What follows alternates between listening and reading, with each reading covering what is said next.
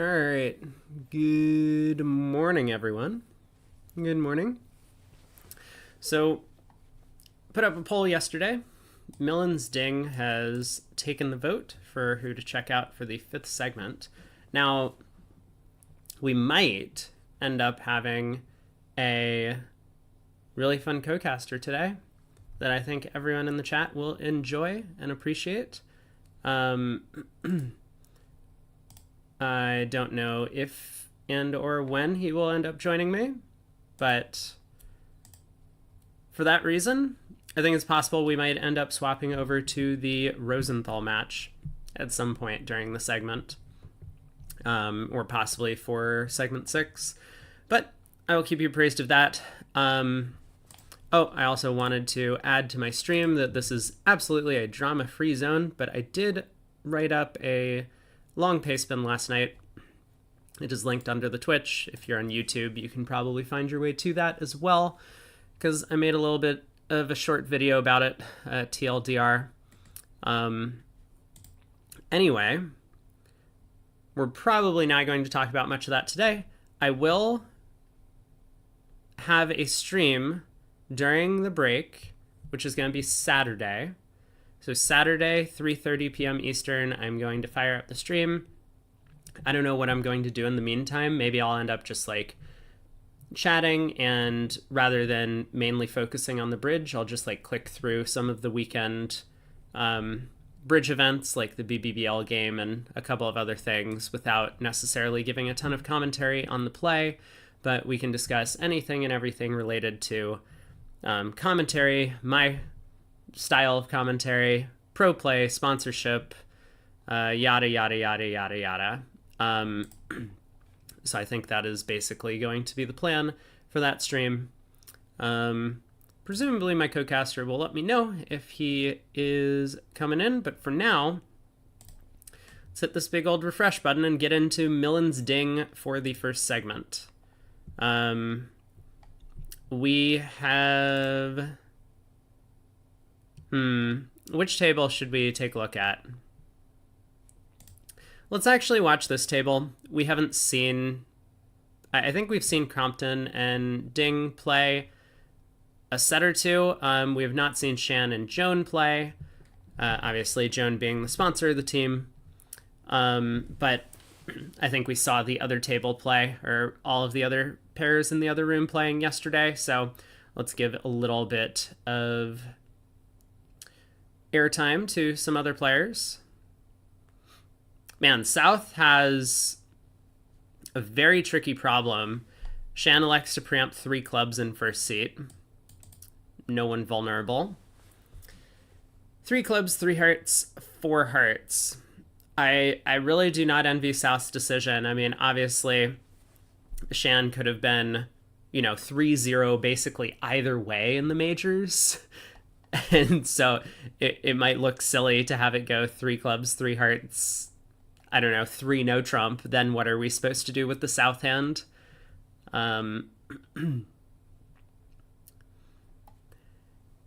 Well, they've done all right to reach this contract. Looks like at most, given the entirely solid spade suit, Declare can end up losing a heart and 2 spades if she just ends up pulling trumps. I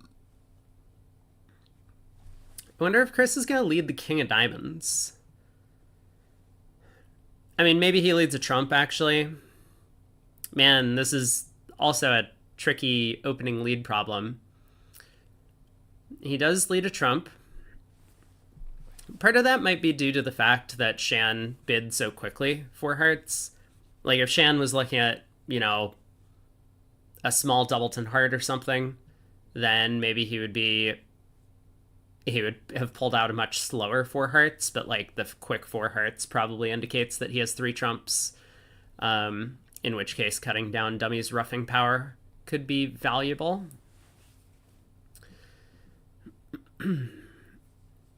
So heart to the queen.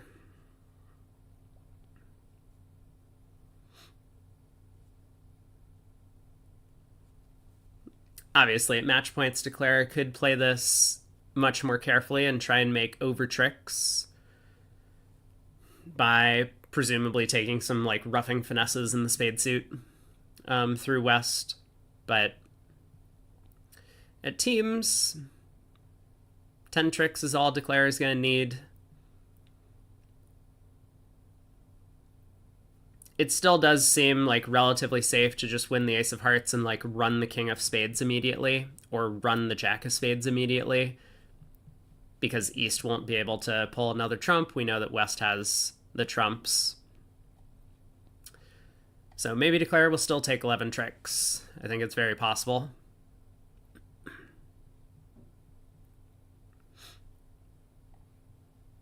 Eight of Spades. So is she going to run this around to East? Nope. Just roughs. Can now cross back to hand with the Ace of Clubs. Continue knocking out the spades.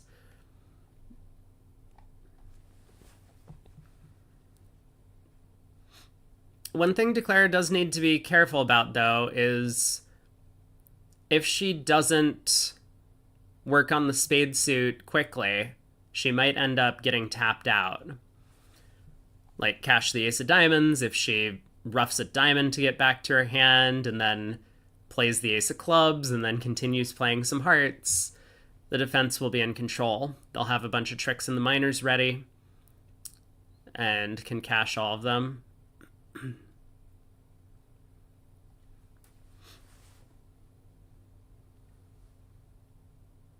So Declare does rough a diamond back to hand. Now Declare really needs to start working on the spade suit. I think she will. She can kind of see that if she doesn't get any spade tricks from here. Yeah, so she does play the King of Spades. This is a good play. Just in case that Queen of Spades was doubleton over there in East's hand. Yeah, and I mean, Chris might even duck this trick, hoping that Declare has some sort of guess on the next round of the suit.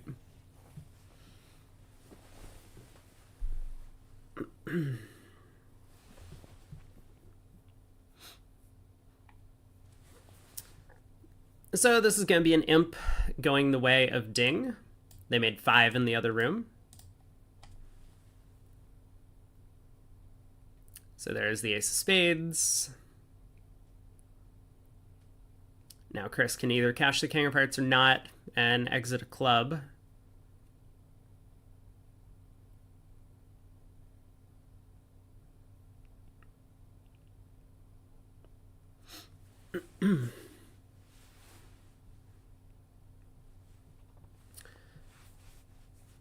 Well, solid start. So Millens, of course, entered this set up 48, it looks like, on the scoreboard. And they should be the favorites moving into the semifinals. But anything can happen.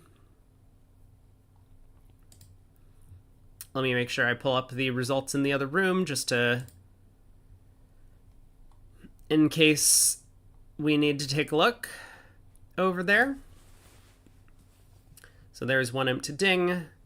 The lead is cut to 47, and if they keep doing that for every board today, they will overtake Millens and win their match. We got 59 more boards to go. Wow. Well, East is 6-5. North is 6-4, although East's hand a little bit better than North's. South has a bunch of points. Chris is sitting over there like, oh, another boring deal. I have a balanced 6 count.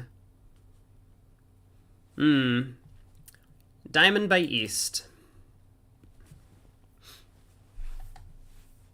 I tend to say you should always open your longest suit. Some players have different styles on this. There are... I would say there probably aren't many, if any, expert players who would consider East's hand to be anything other than a 1 club opening bid, but in some situations it can be reasonable to open your shorter minor if you have rebid problems. Here East can open a club, and depending on what your style and agreements are, could rebid anything from 2 clubs, 3 clubs, or 2 diamonds. Or, you know, something to show this sort of distribution. But when you open a diamond and rebid clubs, your partner always corrects to diamonds when they have equal length, and you end up playing in the shorter suit or shorter fit. That's the issue with opening your shorter minor. So diamond, Joan doubled, 2 diamonds by West.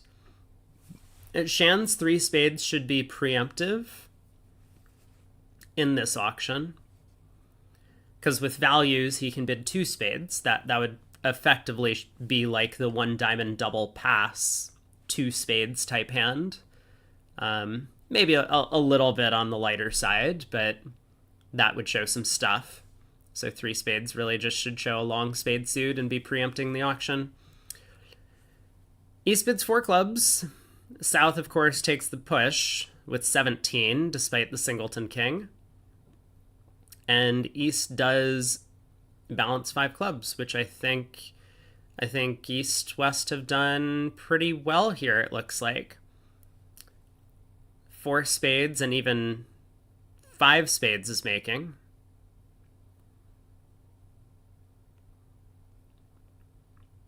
And against 5 clubs, okay, we get to 5 diamonds, Shan doubles. Shan obviously doesn't understand that his partner just has the World's Fair over there with ace, king, queen, 5th of hearts, and 4-card spade support to the ace. Otherwise, he might be bidding 5 spades himself. So how badly is this going to do? Joan can lead the singleton king of clubs. She'll probably lead a high heart, but if she works out to switch to the singleton king of clubs, then she can get a club ruff when partner gets in with the diamond ace. It's not such an easy play to find, especially looking at the 4 small clubs in dummy. You might expect that if you get a diamond ruff, it might have come at the cost of you scoring the king of clubs on your own. So Joan might, yeah, and she does, she just continues hearts. Well,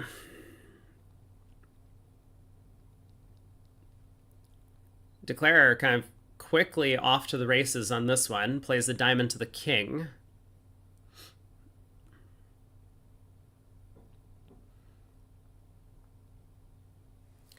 Spade comes back to the king and ace. I have the feeling that South is going to exit the queen of hearts, and this is going to force Declare into the right line of play. Declare will ruff, will have to pull 2 rounds of trumps with the queen and jack, and then will be stuck stranded in hand and has to lead the ace of clubs. So oddly enough, the best thing for South to do at that point in time, when she got in with the spade ace, would have been to play back a spade, in fact, throwing Declare in dummy. Now, a thoughtful Declare might have looked at that trick and been like, wow, South could have just forced me in hand. I wouldn't have been able to, I wouldn't have been able to take the club finesse. Why would they allow me to get to dummy to take the club finesse? And so maybe a clever East would have then played a club to the ace, you know, after pulling trumps, or effectively done the same thing and picked up the club suit that way.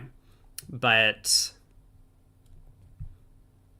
anyway, North-South had a chance to beat this too. Either way, with the other room and 5 spades making 5, this is a pretty big pickup for the Ding team once again. 11 more imps. This was a good choice. Everyone who voted for this match, you did great. We're now, the lead's been cut to 36. The most effective initial defense would have been ace of hearts, ace of spades, king of clubs. Yes, I mean, that would be one way to do it. I mean, that doesn't seem very reasonable. Oh, hey, how's it going? Let me turn you on. Welcome, Gavin. Hello, hello. You got my sound all good? You can hear me? Yeah, yeah, it's great. Thanks for joining today. Uh, Yeah, I've had a hectic few days. I'm on full dad duty, so I feel like I'm a chauffeur first, and then a meal provider second, and then I can handle my own business. But I've been trying to watch. I haven't had much chance to watch it all, to be honest. yeah. No, I totally understand. And of course, like it's very hectic with you coming back, Jenny leaving, and the kids are just like where where is everyone? Well, it's pretty funny. They know not to trust me. So like when I come home, they're like on top of everything. Like, Dad, this is where you need to take me this time. This is when we need to go there. Like they know who's who. When Jenny's here, she kind of runs the ship. But when she's gone, no, there's definitely trust issues. What match are we watching? Let me know what table I can pull Um up. yeah, I am happy to if you wanted to watch Jenny's table, we could do that. If you don't want to watch Jenny's No, yeah. no, I don't care at all. Whatever you're doing. We're hanging out watching Shan and Joan play against Chris Compton and Hong Ding. Okay, cool. Um Yeah, these quarterfinal matches were not so close. So this one's getting a little closer. 36. Yeah, Millens came in up quite a bit, but Ding has had a couple of good boards to start off the set. I feel like I played a lot against Hong Ding on Into Bridge.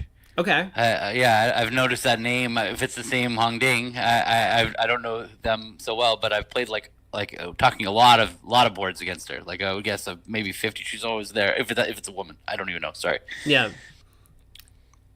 Well, that's really cool. I mean, Into Bridge is obviously a wonderful place to just like get a ton of practice in. You can play board after board after board, and Yeah, it helps me get used to spot watching is the thing more than anything else because the robots give counts, so I'm always like looking at the patterns of the cards and yeah, it's definitely yeah. All right, what's going on? well, Shan appears to be in a pretty comfortable three no trump contract. Two, three, four. Maybe it's not so comfortable. He has some issues on this diamond lead, but he can cut communication. Four hard tricks and a spade is five. You got a losing club finesse. So they got to knock out the ace of hearts and they got to knock out the king of clubs to get all their tricks. But yeah, right. They have to cut the communication in the diamond suit. So It's only three heart tricks. I see. The Yeah. hearts are 5-1. Yeah. Yeah, so there are nine, three hearts, three clubs, and the ace king of diamonds if Declare can manage them all. It doesn't feel like it. There's the three clubs is a little weird. If they can duck a club, the north hand is going to be, especially now that the jack of hearts was actually the last entry on this hand. The defense, as long as, although the spade suit's kind of an interesting spade suit as well. This queen nine third of spades. It was an intra finessable suit where you play small to the nine. If like you had a bunch of other entries, you could pick that suit up for three tricks, which is pretty amazing, rare. Yeah. Maybe that's the way now.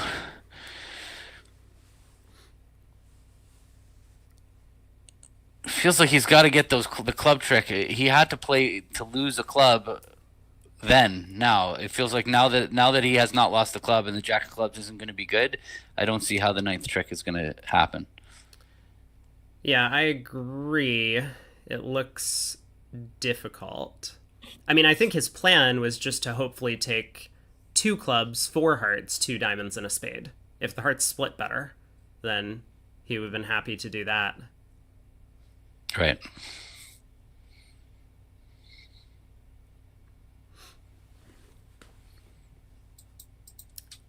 So Chris plays back the 10 of diamonds, setting up partner suit. I imagine East will overtake this.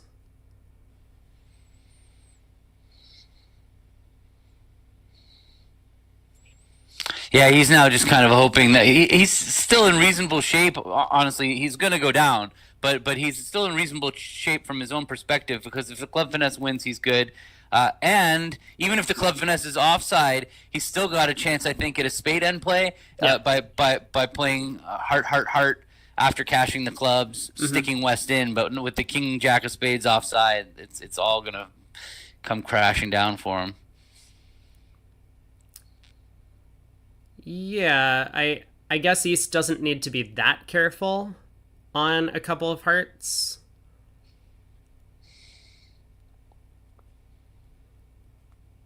Oh, he threw a heart. I'm surprised he threw the heart. The heart. Oh, I guess it doesn't. It doesn't Mm-hmm. matter. He's gonna play for the king of spades on side either way. It wouldn't Yeah, matter, right? It's just to not cash him. Yeah. yeah. So he'll try the jack of clubs. I have to imagine. Oh, or not. That's a, hold on. How many tricks did he have in? That's really weird that he didn't play the jack of clubs. You're right. Because he has three. Two hearts is five. A spade is six. He needed three club tricks. If the king of clubs was on side, he was just going down on this hand for no reason. He must have felt pretty confident that the club was offside. Why? I don't know. Well, East has a singleton heart and didn't make a takeout double, but Okay.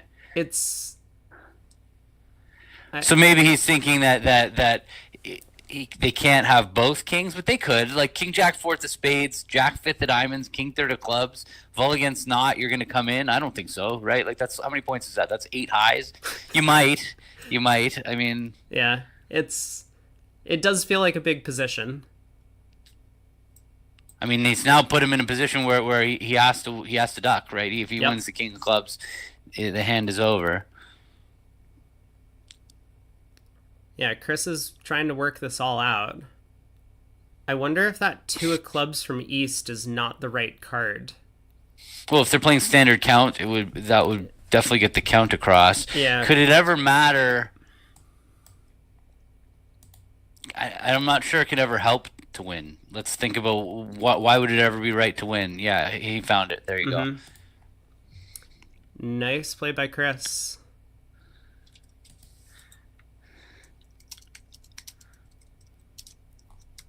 And you're right, they do give standard count, so good defense from East.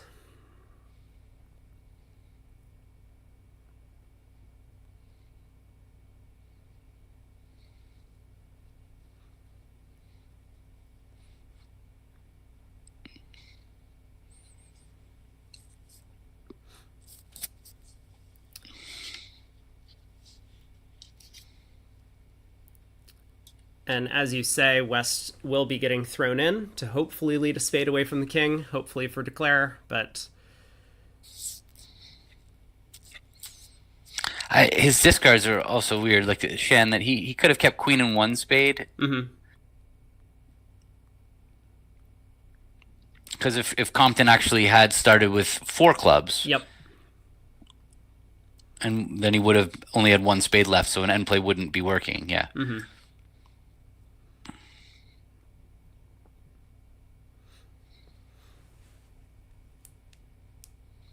All right, there's the club exit. Chris can cash the 9 of hearts or not.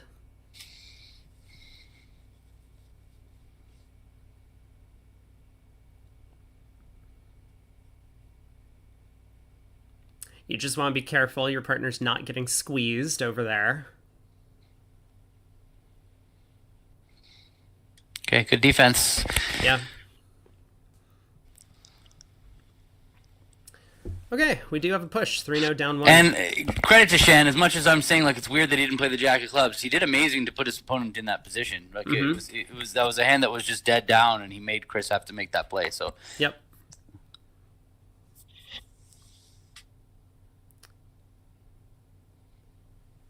Yeah, we've seen, Kevin Dwyer Rimstedt, who had made kind of like a very similar 3-no trump, and an unmakeable 3-no trump. He found a way to give the opponents a guess earlier in the tournament, and now Shan has done the same. These guys are good.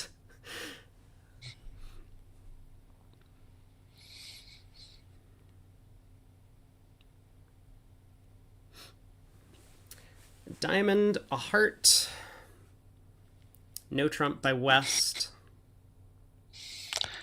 East will. I think East's hand's probably worth just a game bid with 12. Nice complimentary spade honors, and but if they're playing two-way new minor forcing, then it's a little annoying to have to go through 2 diamonds to check back for a full 4 spade fit, because you end up telling the opponents about declarer's hand when you don't. It's you'd much rather have a bid that you could show for. Okay, they obviously don't bypass spades, so East didn't even bother looking for the spade fit. Yep. So you're saying like something like 2 spades is forcing. With Well, so 4-4. the normal way to play with two-way new minor forcing is to play 2 spades is 4-4 invitational, and 2 clubs, 2 diamonds, 2 spades is 4 spades, 5 hearts invitational. Both invitational, not game forcing. And with game forcing bids, you just are stuck going through 2 diamonds. It's just annoying to have to reveal declarer's hand. Yeah. When you don't have 5 hearts, to use 2 diamonds is not comfortable. Okay, well that spade lead, if he guesses to play low at trick 1, it can give him an extra trick. I don't think he's going to need that though. He's certainly not going to want to risk letting South get in. How many tricks? So 3 spades and 2 clubs is 5. So if he can find 4 diamond tricks, he's going to make it.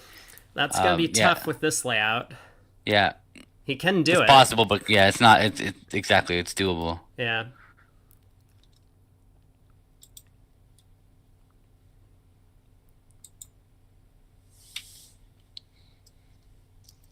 Does seem like diamond to the queen, diamond to the 10 is going to be the way to go about it.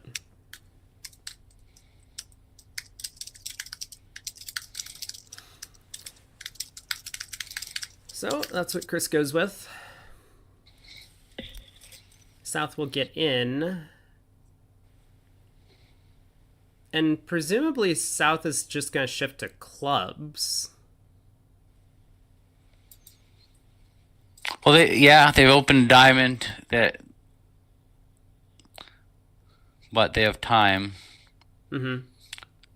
And they only need 3 heart tricks to beat the hand, not 4. The heart suit, West can actually prevent you from taking 4 hearts but when you lead the 4 hearts back, West could actually play low, and it'll block the heart suit enough that you can only get 3 heart tricks, but 3 heart tricks and 2 diamonds still beats the hand. Yeah. What was the signal that she gave? Because she might win this diamond and just play another club. What? I didn't see the trick, and I don't even know how to get back. Yeah, I also don't think there's a way to go back. I did. I found it. It's in that left thing when you click that little 4 cards fan thing. He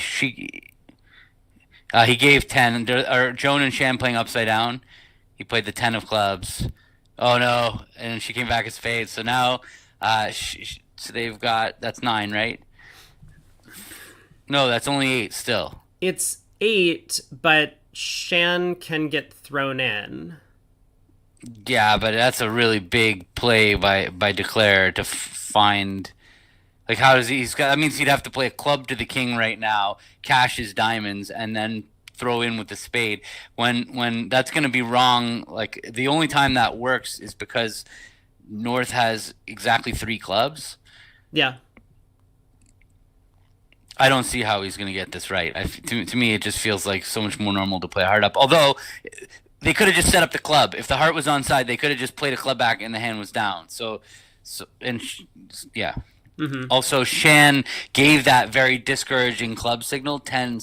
Mm-hmm. That, from West's perspective, he kind of should know that North really wants hearts. He doesn't like clubs. He let a spade from nothing. So, like, there's probably enough clues in there to find it. The problem is that he needs to find this exact shape, because he can't throw him in right now. Queen of spades and a spade, because he can get out a club, although we can see that he actually can't get out a club because the queen of clubs, oh no, that's enough. He could do it right now, right? Queen of spades and a spade. So he's thinking to himself, okay, I really believe the ace of hearts is offside. How can I play this? Like, what do I need to be happening? Because you really have to be confident the ace of hearts is offside, because you're going down in, like, what's a pretty easy spot right now. You just heart to the king is your 9th trick. So You have to be really confident the ace of hearts is offside to make any kind of line of play that's going to play for it to be offside. So now he can figure out that if North is 4, he knows North only has 4 spades, right? And only 2 diamonds. So, and he had the chance to overcall hearts. He's not 5-4-2-2. So, but if he's 4-3-2-4, then there's nothing he can do. There's nothing he can do. Yep. I guess it's kind of free. Now, looking at it now, if he genuinely believes the ace hearts is offside, playing club to the king and cashing your diamonds is a free shot and an end play. You have to be confident though that the ace hearts is offside. Yeah. Well, he is giving it a big look.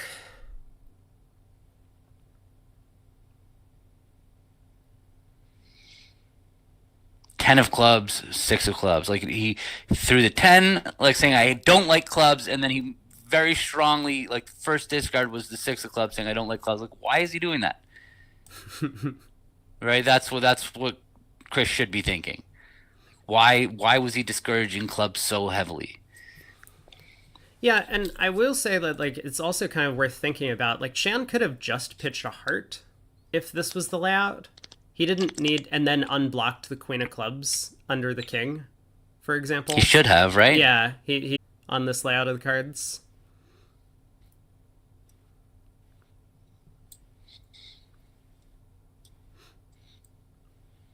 My internet's not working. Oh.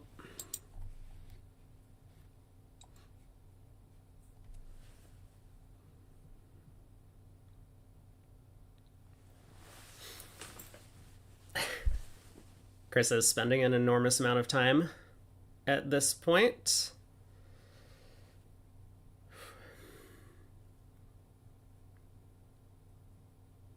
I want to see a close match. So maybe on just this hand, I'm rooting for Chris to get it right.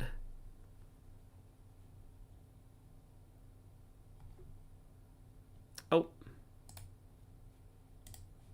So. Okay. Okay, sorry. Okay, so just to answer Shift, that is definitely how my brain works.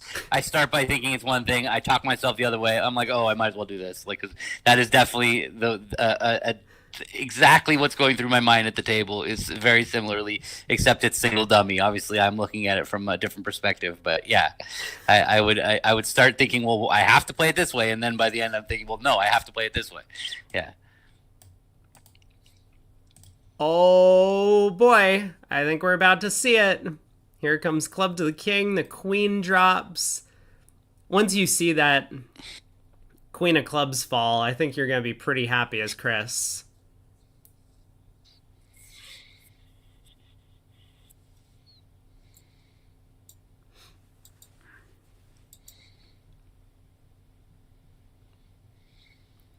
But the other table did make 3-0.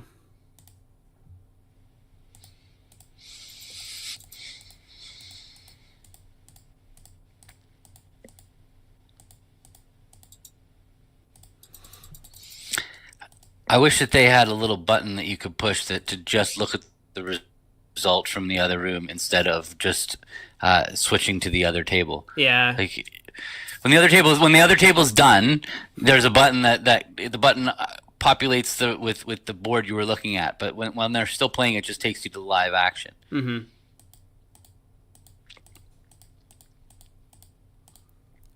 Well, guess what happened in the other room? This is going to be a harder push. Well done by Chris. It was the exact same line of play in the other room. A couple of minor differences, but Kevin also managed to make 3-0 trump on the end play. So they also didn't throw the 2 of hearts. That's all you needed was, I guess, if you're playing standard, it's a little bit more complicated because ace queen 10 and throwing 10 is a little bit harder to do. Yeah. It could have been wrong for sure. If partner had jack and 1, you couldn't afford to throw the 10. Right.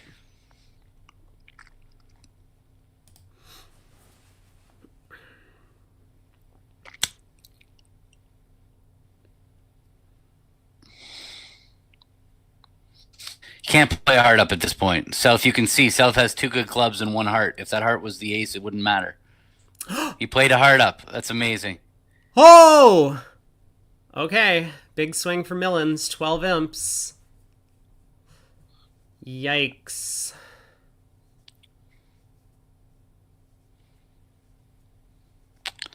He played Shan to have discouraged clubs with queen 10 fourth. Mm-hmm. And then unblock so that he couldn't get his spade trick. Yeah, I don't know. He got so far into that hand. Well, almost. All right, Shan opens a spade. We'll see a no trump from South.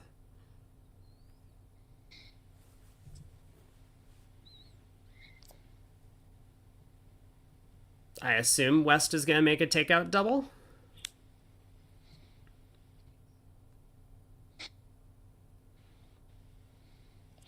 Yeah, it's a scary spot. Vulnerable, they're not vulnerable. They're not yeah, vulnerable. So it's still. I hate making this takeout double after a major pass and no trump. It's my least favorite spot to make it. You're forcing to the 2 level. They don't have a fit. You're like asking for trouble. It's pretty easy to get you for numbers in this spot. Yeah. So I don't see a way around it though. Like you have 11 highs. If you don't do it now, you're certainly never going to do it again. That's their only way in. East West want to play diamonds. Mm-hmm. They can make a bunch of diamonds. They'll lose the ace of diamonds, the ace king of hearts, and a spade, it looks like. Although it's a little bit more complicated than that. But and north-south, what can they make? They can do pretty well. It seems like north-south can, although the club break is not, and the spade break are not great for them. Right. There, he didn't make a takeout double. He didn't. And I don't blame him. It's a pretty scary spot. I don't know whether it's like, it's definitely right to double at match points. I have no idea if it's right to double at IMS. Mm-hmm. I would say that in the mixed field, especially against Shannon Joan, like they're not coming after you and doubling you at the 2 level nearly as often as they would in the open. So you can get away with more aggressive actions in spots like this. Now, yeah, I don't know. There's probably more at play about, but yeah, about whether you want. I don't know his partnership dynamic, whether his partner's a good declarer or what's going on there. But I definitely am more inclined to make takeout doubles at the Bridge Club or in a mixed field. Yeah. Yeah. When you're not playing against Cran and Vince and they just double Yeah, you. Cran and Vince, I'm scared to breathe.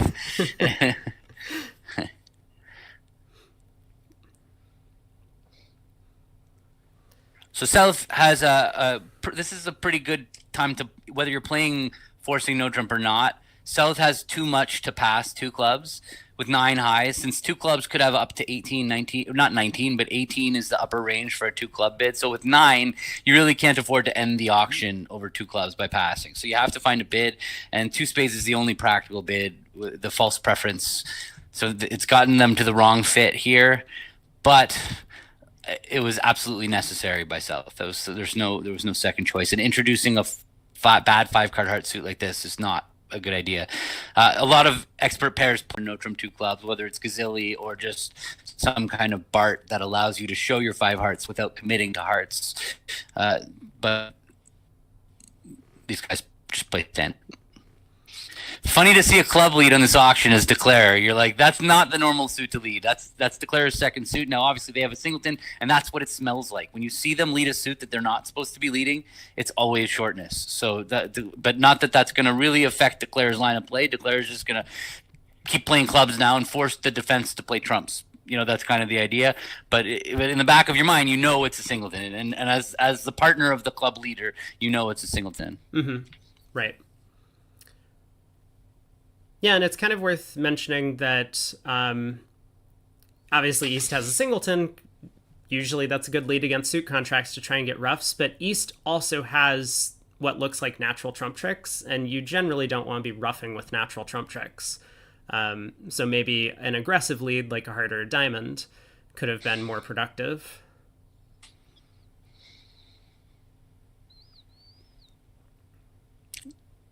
It's not going well for East-West to rough their partner's tricks for sure. No. Yeah, East got the wrong picture of the hand. It's actually quite transparent if you stop and think about it, because if Declare did really have ace king 5th of clubs, they're not playing clubs, they're drawing trumps. Mm-hmm. Right, so the fact that they're playing clubs means partner almost had to have ace jack 10-9 because partner played the 9 and it forced the king. So actually the club suit was pretty known to know, yeah. But that's going to cost them, right? How many tricks? East West has 3 tricks in, and they're entitled to 2 more, right? They can, if they play ace and spade, they're going to get a club. Yeah. But this diamond return, now Declare can rough the club suit good. making 3. Mm-hmm. That went from having 4 club losers and a diamond and 2 spades. 3 club losers, Yeah. a diamond and 2 spades. It's possible it was always making, because what happens is when Chris wins the club, he's going to play back a trump and a trump. They're going to cash the ace of hearts, throwing away. Oh, but you get tapped out. Yeah, you'll never enjoy your last club. You would definitely have gone down in 2 spades had she not roughed those clubs. Mm-hmm.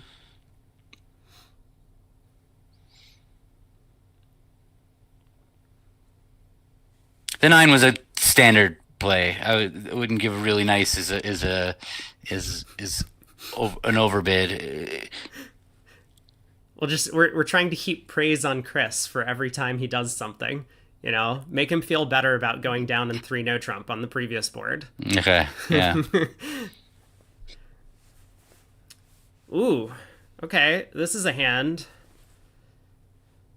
So, South will open a heart.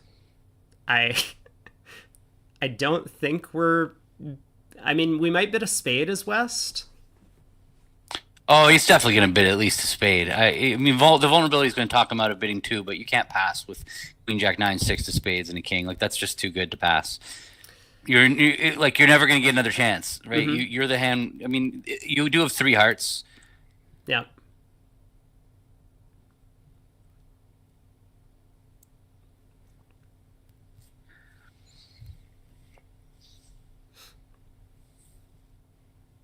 Well, Shift, I think one of the things is that from East's perspective, East might have gotten into this false picture of the hand. As Gavin says, like, obviously Declare shouldn't be playing on clubs if they had the ace-king, but East might have looked at the opening club lead and said, well, I'm leading a singleton, partner knows it's a singleton, so partner should know to give me a ruff, therefore partner can't have the ace of clubs. When they don't play it at trick 1. And if you get that picture, this wrong or incorrect picture of the hand in your mind, sometimes you just can't shake it. A heart, a spade, 3, no. Yeah, he's an opening hand. You could argue that a negative double or 2 diamonds would be a better bid. It's very important that Joan pulled with her hand. When you have this good 7 card of a heart suit, you'd much rather play 4 hearts than 3 no trump. She gets a little unlucky to buy a heart void, but it still seems like she's going to survive as long as she just wins this ace of diamonds and plays ace king and a trump. She can't go down. So sometimes when you have these 7-0 fits, you get a little scared about drawing trumps, but the more trumps the opponents have, the more important it is you get them out. So you got to just, in fact, sometimes what I see, like a lot of my students, when they have, like, imagine this suit was even worse, like ace, queen, 10, 7th of hearts, mm-hmm. and opposite of void.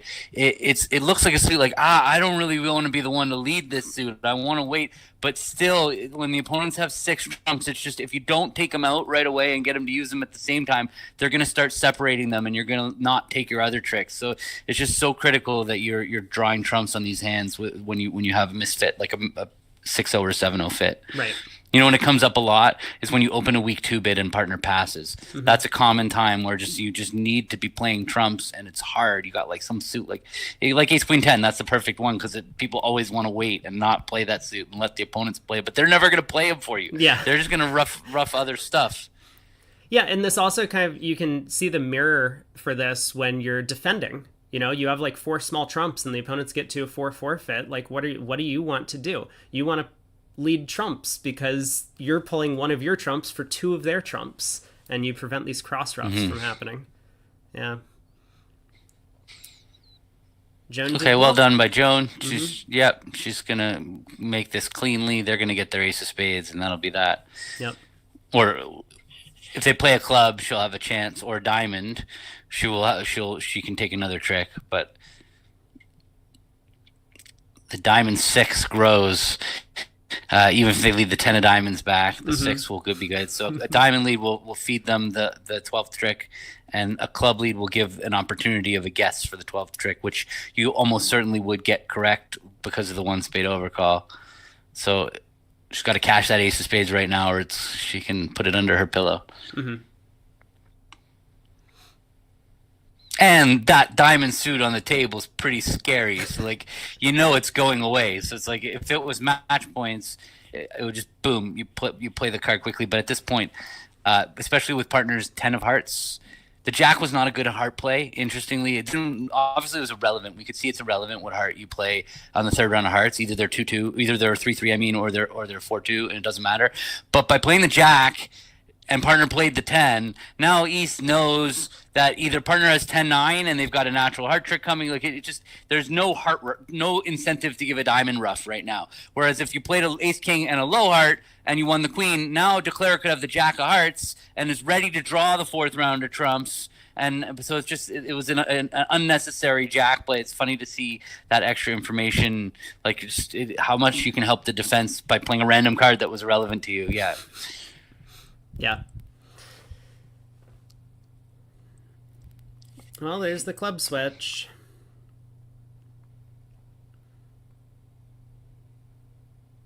Oh! Well. Got it wrong. All right. Just an over trick. Yeah.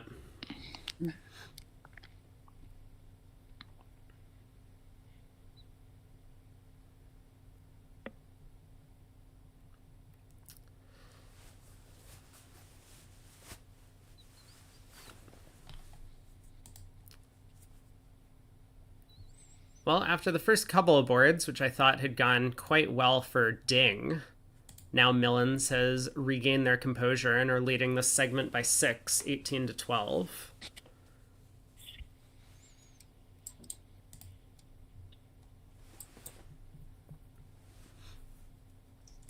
Yeah, the other table, Kevin did make the takeout double over spade, pass, and no trump on that previous board with the west hand. 2 clubs by north, 2 diamonds by east, and that contract comfortably made.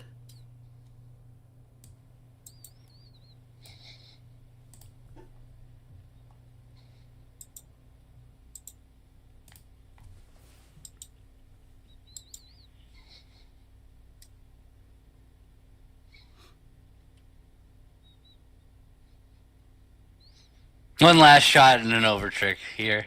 Yeah, the squeeze to decide if Declare has the singleton queen of spades or singleton 10 of clubs left.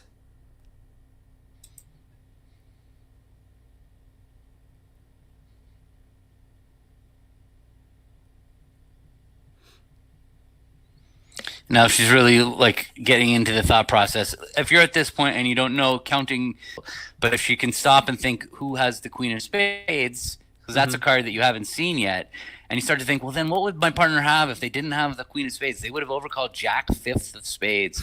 Okay, I'm not gonna like. There's an art to surviving at the end of the hand when you haven't been paying enough attention. Okay, wrong, but yeah, there's definitely an art to it, and you come up with tricks and skills like of way of digging yourself out of that hole. I've been in that hole so many times in my life where I get to trick 10 or trick 11. Like, I know I'm supposed to know this hand, but I wasn't watching tricks 4, 5, 6, or 7, and so now I've got to try to piece it together. What? And then I go to the one thing there that I haven't seen, that queen of spades. Nobody's played the queen of spades yet. Okay, I'm gonna hone in on how can that help me. Okay. It is a very important skill.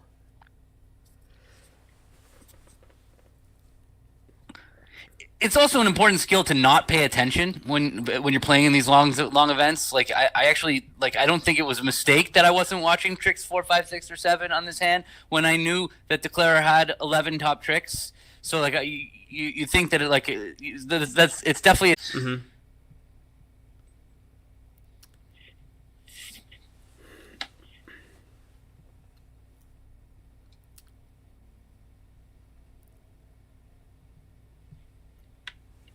So is East, do we bid like 3 diamonds? Do we bid 3 no?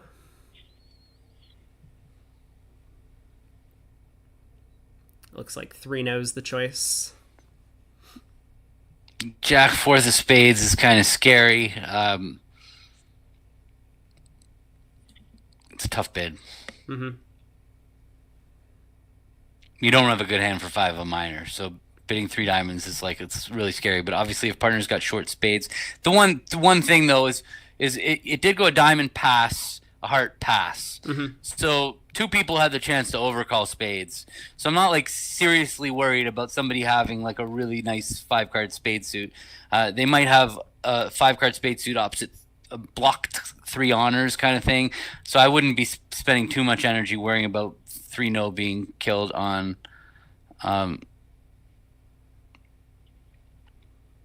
Yeah, I agree. That makes a lot of sense. So South gets to lead a spade. Well, it is kind of wrong-sided. I think that would be more the consideration for the 3-diamond bid, is like, if partner can bid 3-no, we're pretty happy. Partner spades get protected from the opening lead. The problem is we have no interest in anything besides 3-no. That's the problem with 3 diamonds. It's like we really don't want to play 5 diamonds. We really don't want to play 5 clubs. Like even if partner's 5-5 or 6-4, we really don't want to. So it's very it's difficult to give the message by bidding 3 diamonds that you have minor suit interest, right? That you're not thinking necessarily 3-no. Right. So spade to the queen. North has to decide if he is unblocking this king of spades, I suppose. Or switching to hearts.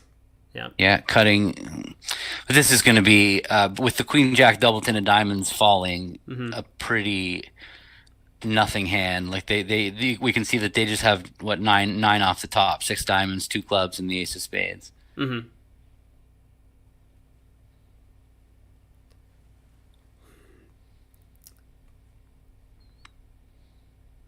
Well, the 8 of hearts goes to the ace.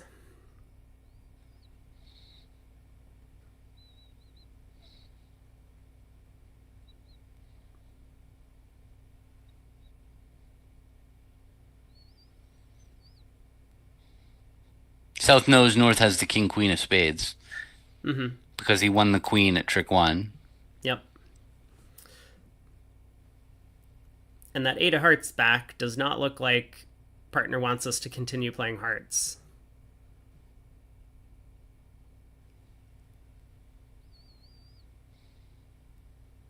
Okay, we do get the spade continuation.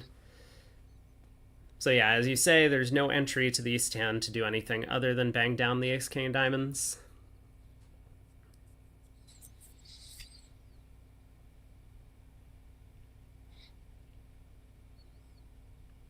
Shan will claim pretty quickly after the 3rd round of diamonds. I think he will claim the last 2 tricks. Yeah.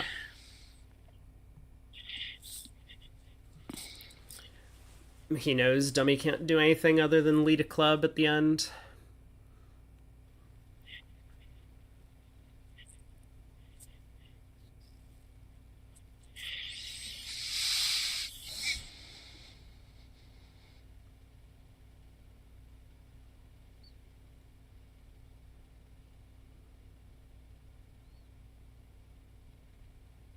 Alright, ace claims. Probably asked about the queen of clubs if it was falling.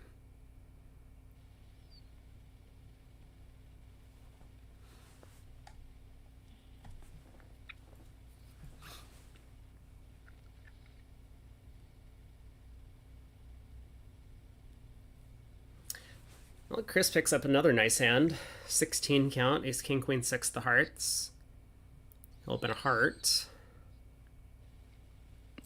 Yeah, this hand East is going to bid 2 hearts constructive if they play that way, and West probably will just blast game. If it's a constructive raise, he'll blast game. If it's just a 6 to 9 raise, then perhaps that West hand is more of an invite. Okay, Shan's in there with the 2 diamond overcall. This is kind of a partnership dynamic thing. If you play with a super passive partner, somebody who never bids, I have a couple partners that are just like they always bid an ace less than what they have. That you can get away with making bids like 2 diamonds on this hand, but otherwise it's just a gross bid. Like I like there's nothing. The problem I have with overcalling 2 of minor on hands like this is that when you overcall minor suits, your partner is thinking three no trump, and if your partner bids two or three no trump, you're definitely too high with that north hand. Like, so I just, to me, the downside is too great. But if you have a partner that is so passive that it doesn't matter when you overcall, it doesn't matter what you overcall on, then you might as well try and disrupt the opponents instead of. So I don't know this situation, but otherwise I think that's definitely a bad bid. I'll strongly believe, and it tells me how much I have to teach my students, unteach what they're taught by their old teachers about how aggressively they overcall two of a minor. And so having Shad do this on ViewGraph, it's like, stop watching. It's another year of unlearning. Yeah. I'm glad I'm here to police it. Yeah. No, I don't think the East Hand is particularly worth making a limit raise. Like, a lot of people, I think, have the wrong idea about having, like, honors in the suit that was overcalled on your right. Like, the Ace Queen of Diamonds. Sure, the King of Diamonds is in the pocket, but wouldn't you rather your partner just had a singleton diamond and those Ace Queen were in the spade and heart suits? That's going to fill in a lot of your partner's cards much and will be much more useful. This auction was really weird. I'm not, like, every bid in this auction was really weird. Chris bidding three diamonds makes sense. Like, I guess he could have bid two spades, but then over three diamonds, it just seems automatic to bid game with the East Hand. And then when they only bid three hearts, I don't understand what three spades was by Chris. I don't know what he was trying to accomplish, whether he was looking for three no trump or because Slam partner bid two hearts. It's really weird. I don't know what happened there. No explanation for it. Yeah, I agree. I think he was looking for three no and hoping three spades was, I have spades protected. Do you have a diamond stopper? If so, we have 8 off the top. But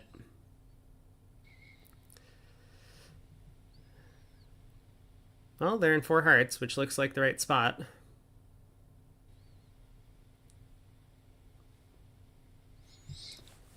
Like, East Hand's definitely good enough to accept an invite. Like, you have the Ace Queen diamond sitting over the diamond bidder. You have a singleton, and you showed 6 to 9 points. Like, that a hand evaluates to 10 in my book, or 9, whatever you want to call it. But with the winning diamond finesse, it's really a good hand. Like, so like, when partner invites, especially in diamonds, like, a partner said, "I have diamond length. How do you like your hand?" That's what the messaging of three diamonds is to me. Is I have diamond length, and so I need you to help me with this diamond length, because I don't want to start by losing Ace King of Diamonds and a diamond rough, and then trying to make 4 hearts. That's what three diamonds, to me, the message is of three diamonds. So that's why I probably would have bid 2 spades with Chris's hand. But it sounds like they might be having their own kind of, although there's no alerts. So I was thinking maybe three diamonds is just short suit game try, and he tried to do that with a doubleton, but no, there's no alerts of anything. So I don't know what's going on.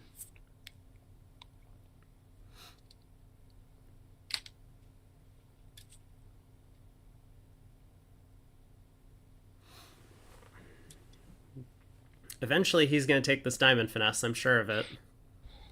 He's just trying to get Shan to pitch down to king third of diamonds so he can score an extra trick.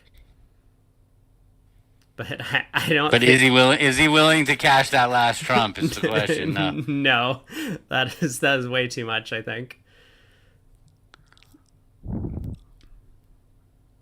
Because it might have worked. Like, I think he was going to buy a diamond pitch on that next card, but yeah, it probably would have.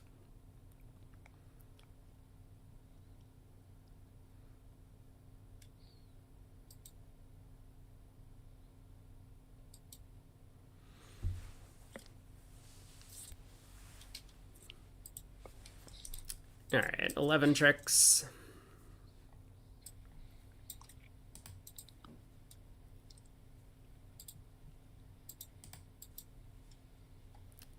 Well, Ding picked up 12 on the previous board. You were right. You were absolutely right, by the way. We do not want to be bidding 3 diamonds on that hand. Look what happened to Kevin and Cecilia at the other table. A diamond, a heart, 2 clubs. Actually, they had a different. Yeah, no, yeah, they had a different auction. Yeah, no idea what happened. 2 clubs was a transfer showing diamonds. 2 diamonds was just I don't have anything interesting to say. 3 clubs was 6-4 natural game force. Three diamonds. So yeah, she bid three diamonds in the face of a 6-4 game force. And he decided. Oh, and he splintered. Yep. Oh, how bad is your hand? You're looking at King, Queen, Jack, 4 the hearts, and out and partner splinters on the way to 5 diamonds. Like, amazing. Thank you, Kevin. That's exactly what I wanted to hear. Cecilia's like, yeah, that's definitely not happy to see that splinter. No.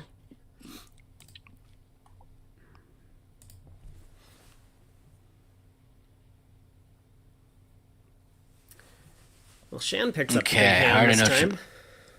Yeah, another similar auction. A nothing hand. A club lead will save them a trick, it looks like. Which, if they don't lead a club, I'll be shocked. So it's going to be making 5. Is it not still 6? They have 3 diamonds. You're right. Yeah, right. They have to follow to 3 rounds of diamonds. Good point. Yeah, so this will be over in about 10 seconds. Ace of clubs, 2 rounds of trumps, 3 rounds of diamonds. Pitch a club on the 4th diamond. And it's definitely one of those spots where after playing the ace king of trumps, I would actually just at trick 1 ask my opponent everything. How are trumps breaking? Is everybody following to first heart? Is that, yeah, and then is everybody following to the second heart? And then how many diamonds you got? Yeah.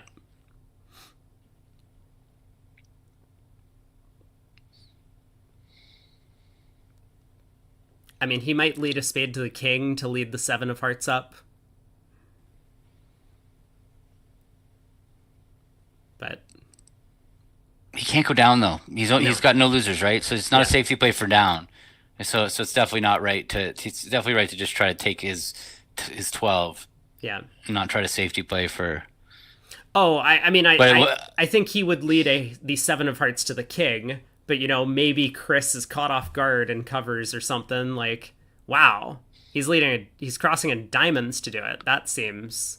It still can't go down. Yeah.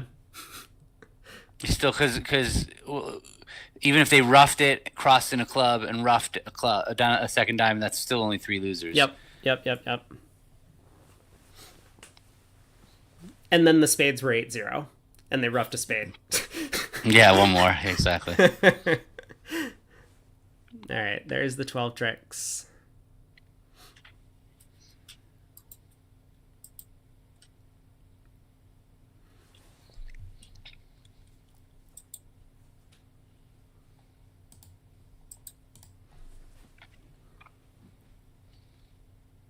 Finally, everyone has a flat hand. I guess we'll find out if Joan wants to open this balanced 11 on second seat. I would not. That's not my style to open that hand at all. In fact, is there any hand that I would be more inclined to open the East hand, even though it's 4-3-3, it's spot heavy in your first chair, than I would the second seat hand. No chance for me. I wouldn't open the first seat either, to be honest. But I would pass. I would pass this hand out. There it is.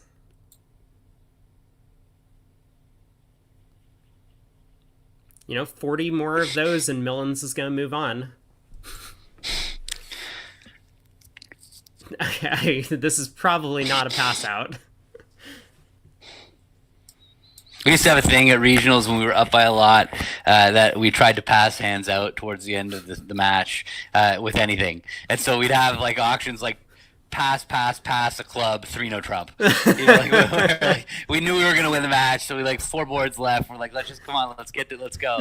And we tried to pass them out. This is when we were kids. I was probably not 100% legal, but we were kids, so we could get away with a little bit.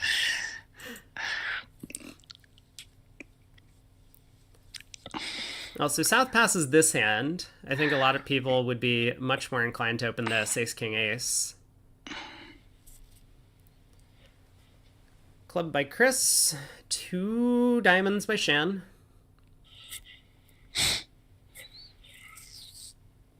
Club two diamonds is an annoying auction to deal with. The negative double is a pain in the butt because you can't wait to have 4-4 in the majors to make the negative double, but then there are a lot of hands with East that it jams out. So lots of people like to overcall a club two diamonds and a diamond two clubs, a diamond three clubs, more aggressively than normal.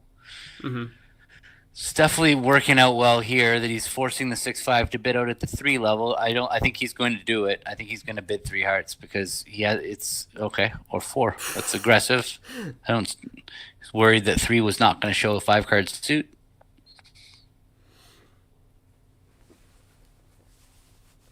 So what do we do with East's hand? I mean, all these queens doesn't really speak to 5 clubs to me, but obviously we would prefer to play in the 9 fit than the 7 fit.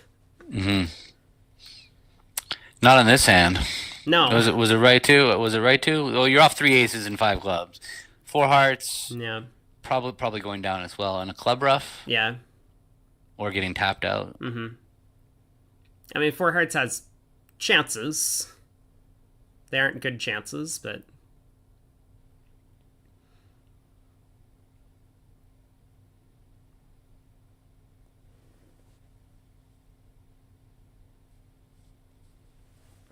That's funny, but he's about Steve passing a 20 count in 4th chair the last hand on New Year's Eve. That's pretty funny, but was it in person?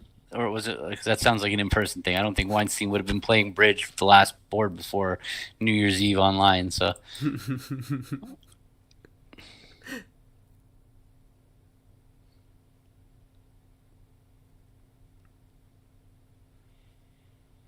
Ace of Hearts. Let's make sure that it's not going away, that heart trick. Yeah.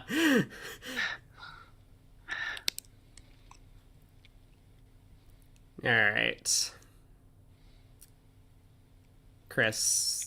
So the last hand did get passed out at the other table as well. Mm-hmm. Precision bidding.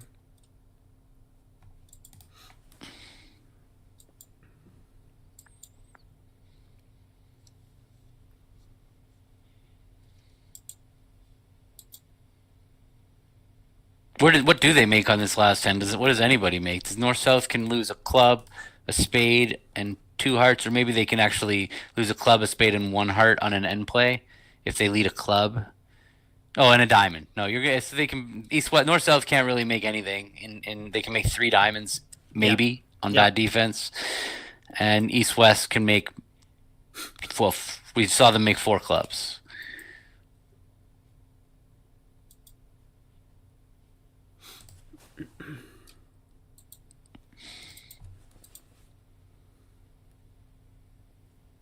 I guess the 2 diamond did well to force them up. I don't think they ever would have found their way to game on a normal auction. They only did have 14 ups at 6. It was a split deck hand. It seems like most tables will probably end up playing like 3 diamonds on the hand, unless West might find the push. If West can hear about the 3 card club support from partner, they might compete to 4 clubs. But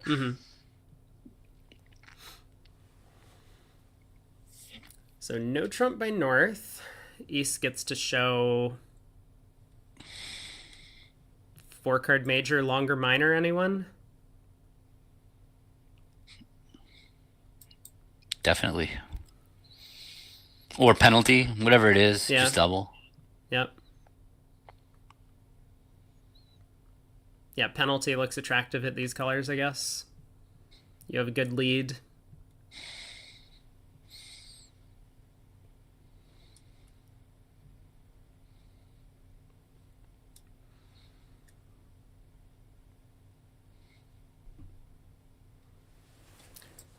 So I guess we'll get to find out what sort of runouts North-South play. There's an alert on the double, but then it's not clickable on the... Is that because they haven't put an explanation? They haven't put the explanation in yet. It sometimes just takes time to type it.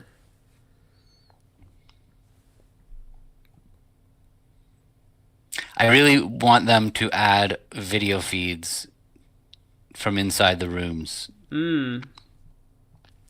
I think that they need to change the alerting format so that you verbally alert to your screen mate instead of doing it across the screen like it is now, where the person bidding explains it to both opponents.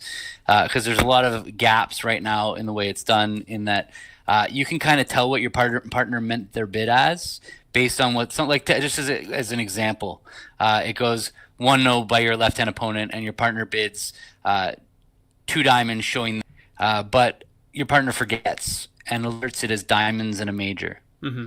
Okay, and a right-hand opponent bids right-hand opponent's alert that they're showing spades, that your partner's.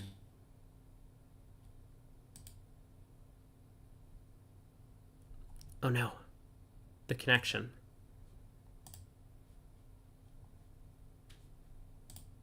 No. I was excited for the end of the story, but yeah. So, finishing up Gavin's point. I'm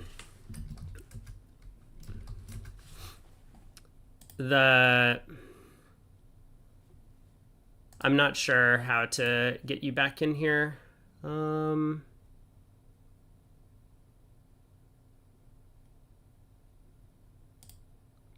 It does look like you might be broken. Hopefully we can get that resolved. I will finish up your story though. Like, when your right-hand opponent alerts this as spades, your partner can't really have both majors anymore. So now partner has showed diamonds and a major. How's my frame drop count? I don't think I have any frames dropped. Let me take a look and see if there could be something on my end.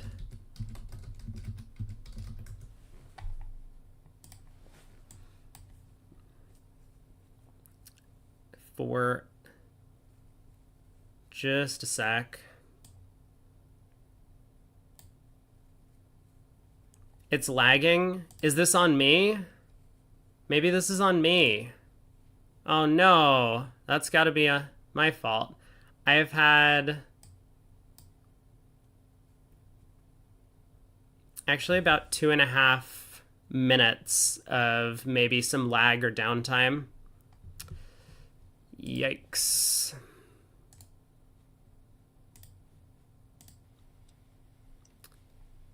Hey, welcome back. Sorry about the issues.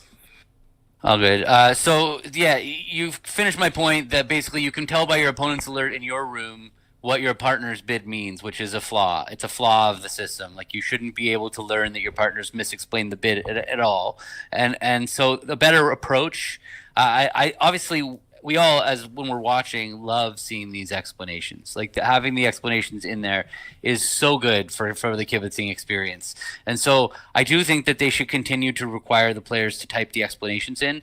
But I think that the act of actually that should be just for record keeping. And that the actual alert procedure should be you alerting verbally to your screen mate in the room. And the only way that's viable is if they have cameras in the room, so that there's not any he said, she said garbage.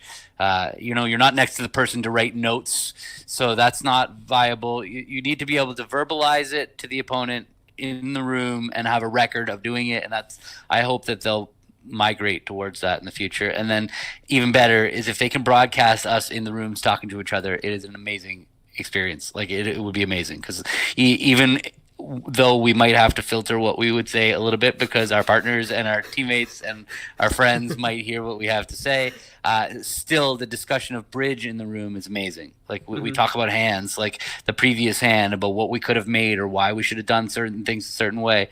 It's really awesome. So I'm gonna push for it and see if I can get any support. Yeah, I think that sounds like a great idea. So this hand with the north hand, it's more my style to go 1 spade, 2 diamonds, 3 spades, to set spades as trumps. Say I have a spade suit that's self-sufficient. I don't need a fit from you. I have at most 1 loser opposite a void, and let's look for slam. And now South would have cooperated, but anyway, it didn't end up.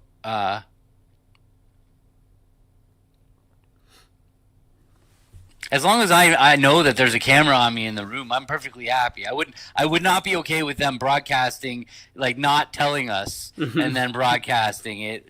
But I'm perfectly comfortable with them recording the room, and I would prefer it actually. I would rather that everything was on camera. They'll leave it on page 7 of the conditions of contest in fine print, that that they have cameras hidden in the rooms. No, hopefully not. This is a nothing hand now that they've reached 6 spades. And I actually think that after a spade 2 diamonds, there was no stopping North anyway. So this is going to be a very flat slam around the world.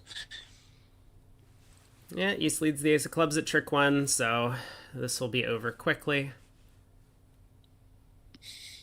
Yeah, there was a chance to make more tricks. If the 8 of spades dropped singleton, you might have had another entry there in spades to maybe check if the diamonds are breaking before you decide whether to blow a heart trick for another entry, like 9 of hearts to the queen. No, but you could play the king of hearts to the queen and then the 9 of hearts to the 10 to get a couple of heart tricks, and probably not worth the risk. Yeah.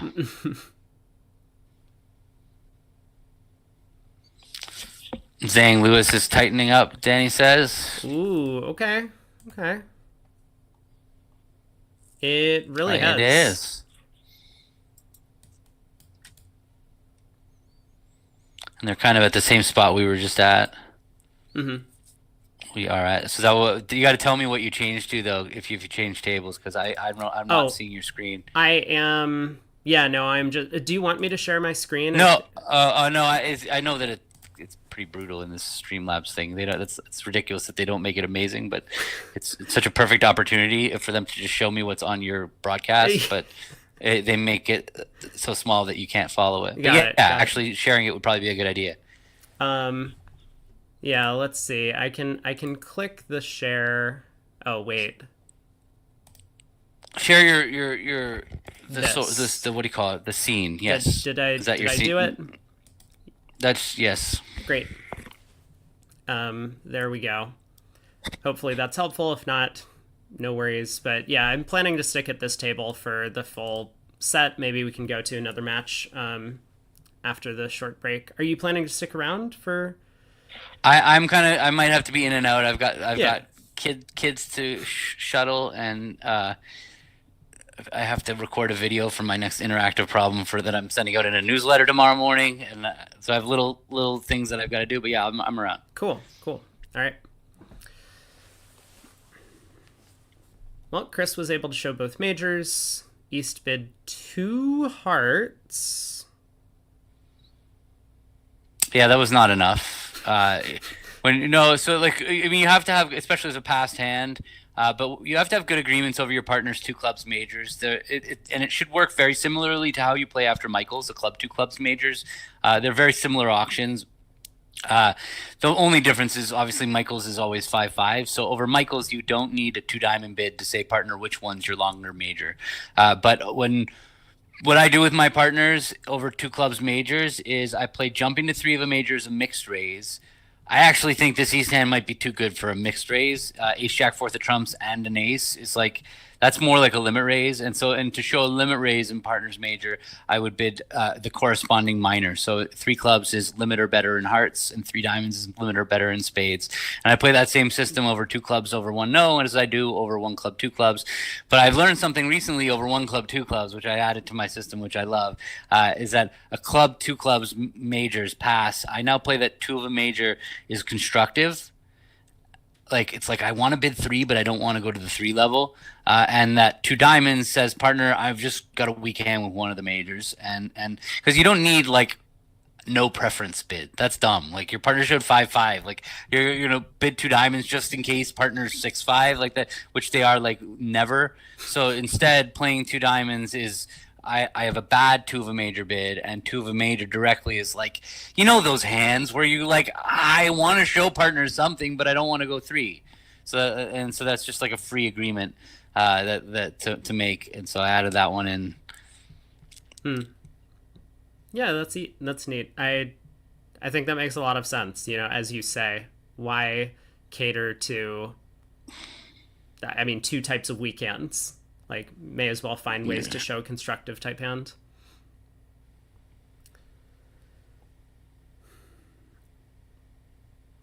So East ended up taking 11 tricks. Oh, we do have a delay. I think because of that, let's head over to the other table. I'm just going to click the other table button.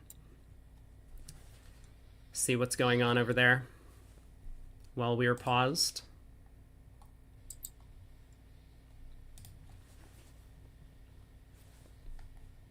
So what happened here?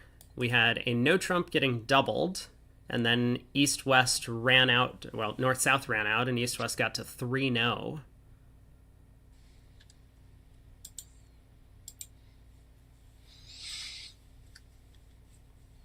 I would just say like 3-card support. Whatever a 3-card support hand and like a 6 to 9 points, something like that. That would be what I would take the 2 diamond bid for. I have 3, or no, not the 2 diamond bid, the direct 2 of a major bid.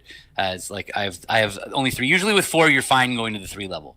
When you have 4-card support, that's the idea why 3 of a major is mixed over Michael's, because you're perfectly happy to bid. So yes, you might have 4 with like a 5 count, or 3 with like 6 to 9. That's what a 2 diamond bid seems like to me. Something like, or not a 2 diamond bid, the constructive bid.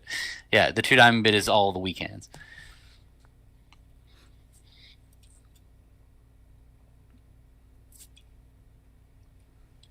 Yeah, Shift, if you're playing Suction over basically every opening bid, then it's true. You wouldn't be able to use some of these conventions.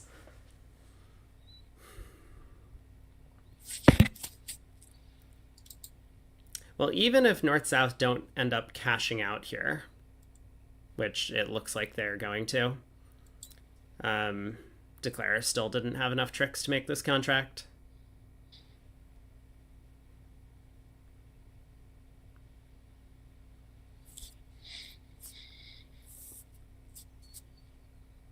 I mean, honestly, I would bid game with that East hand. Just I'm like still staring at the old screen. Ace Jack 4th of trumps. I didn't realize they had a stiff spade because the play had happened. They had a stiff spade also. That's a game bid. Yeah, it looks like 4 hearts on that one.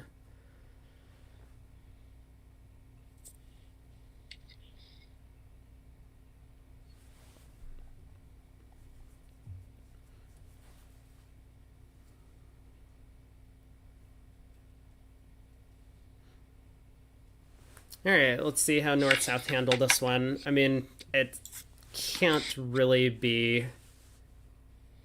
that difficult to reach 6 spades, you know, as Gavin has mentioned. Oh yeah, they're playing a precision system. I see.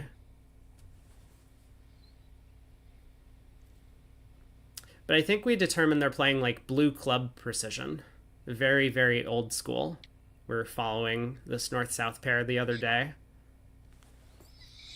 Oh, you're talking about playing Suction over 1-no. I'm not a fan. To me, any hand, to me, playing any system that doesn't involve 2 clubs majors, I love 2 clubs majors with an absolute passion. To me, like in today's day and age, and what people are opening 1-no trump with, you have to be able to find game in a major, and that both majors hand, it's just you need to be able to come in. You need to be able to find your right fits. I think there's just so much vague in playing 2 clubs majors that the rest of it, like I don't care what system I play as long as it's got 2 clubs majors in it. I feel like it's such an important bid to have in your system. All the other ones where, like, I mean, look, you can play two hearts majors. I just think playing specifically 2 clubs majors has so much value because you have room to come in to be able to bid 2 diamonds, to find out whether partners got 5-4 either way. You get to find the right majors to fit, which makes it a lot safer to come in with 5-4 either way. And these days, over 1-no trump, there's become a much bigger, at least at the expert level, there's become a much bigger, what's the word? It's much more important that we're still able to get to game after our opponent's open 1-no trump than it is to disturb the opponent's 1-no trump, because modern Lebensol agreements make dealing with interference very, very easy. That the old school mentality of, hey, let's just get in there to disrupt them, it doesn't disrupt them. It actually just helps them learn how to play the hand, and it helps them learn how it just helps them. It only helps them. It doesn't hurt. And so there's no reason to come in aggressively, And so you might as well come in constructively. And if you're going to come in constructively, playing a bid like two clubs majors where you could be 5-4 either way, and you're going to be able to find the right fits and get to the right games, and it's just like it's very valuable. It's kind of a whole change of philosophy. You probably notice when you're watching the trials that people don't come in with crap in direct seat. It doesn't happen. They do everybody balances aggressively, but nobody's coming in over 1-0 aggressively, because you're either going to go for a number or you're going to help the opponents play the hand. You're never going to win the battle because you screwed the opponents up. It just doesn't happen. Right, and but sorry. Yeah, no, I was going to say, and as you say, like, important to get to game, because no trumps are getting lighter and lighter these days. Like, people start opening a no trump with 13 counts, and now you really need to be able to get to game when one of you is 5-5 and the other one has like a 10 count with a fit.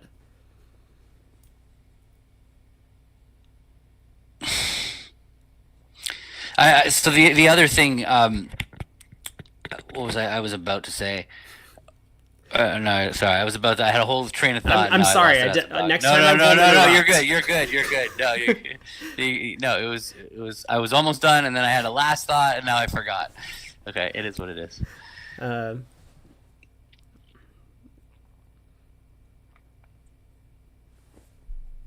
Well, the precision auction we got mimics the 2/1 auction that we were expecting and from the other room. A club, 2 diamonds, game forcing with diamonds, 3 spades, jumping, showing solid spades. Club Q bid. North says okay. 4 no trump, 1 key card, 6 spades. Yeah, when's your podcast episode coming out about this topic?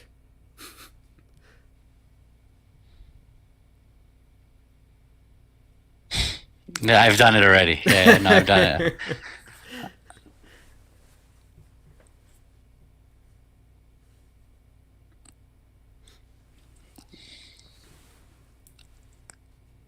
No, I remember my thought.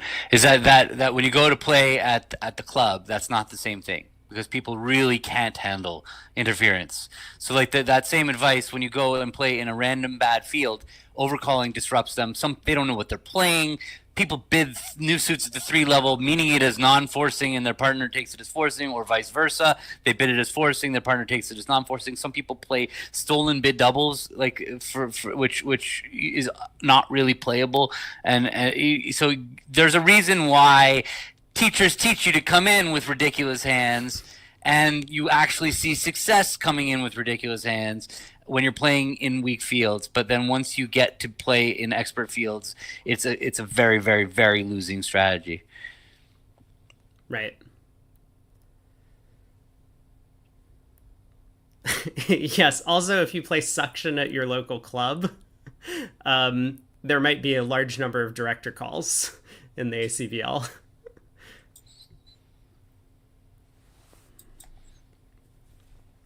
So at the other table, the board that we just missed was very, very interesting. Oh, no. All right, I'll pull it up. Let's take a look at this auction. Take us through it. Well, so yeah, it just Chris made a really good double. It went 1 spade, 1 no from Shan, 2 hearts from Joan, pass, and Shan had a really hard hand. This is, again, very similar to that spot we saw earlier where we saw the false preference. When it goes a major and no trump, 2-something. That 2-something could have up to 18 points. And so we have to be aggressive to raise that 2 hearts to 3 hearts on some hands that are less than a pure invite. And then when you have a hand like Shan's, although I don't love this with only 4-card support, it's more common with 5-card support. Sometimes when you have a hand that would normally be invitational, you have to kind of just bid game, because partner's going to take 2 hearts, 3 hearts as just kind of a little bit of noise to keep the auction alive. But 2 hearts, 4 hearts. But so Shan just went straight to 4 hearts. I don't mind it. Like, whatever. It's going to be impossible for them to evaluate whether they're making 4 or not making 4. But then Compton made a great double after when 4 hearts pass. He knows that they could be in a very aggressive game here. North doesn't have an opening hand. He didn't bid 2/1, and so he found this penalty double. He did have a good hand. He has king 4 to trumps. He could see that hearts are breaking badly. He has 2 aces, yeah, so it's like a really good double. It's going to be really hard for them to make, and this is the thing about imp doubles of game. Like if it makes, so what? You're throwing 5 imps against the wall. It's not a big deal. They're not going to redouble in this auction. There's no. In fact, I don't know if you'd be that unhappy if they redoubled in this auction. Like is it that? It's the same equity over again. It's another couple imps to them and much more on the upside. So yeah. And it worked out pretty amazingly. That they led the club, and I actually didn't see how the defense went, but these 4-1 when trumps are breaking 4-1, it turns out that they were just barely down on this hand, but it got ugly. She lost track there. She was fine. She was always gonna kind of. I think she could have survived to make, if she just ducked that jack of hearts. Not make, but make at least one more trick. Yeah. Once the 9 of hearts fell, I think that she was fine. Like I think that if she had just ducked one more. I don't know. Yeah, she might have been 2 down at best, but right. So that was the last board in the other room. Let's get caught up with what's happening here. So we do see a no trump, 12 to 15, 2 clubs, both majors, and we see Cecilia does make the 4 heart bid.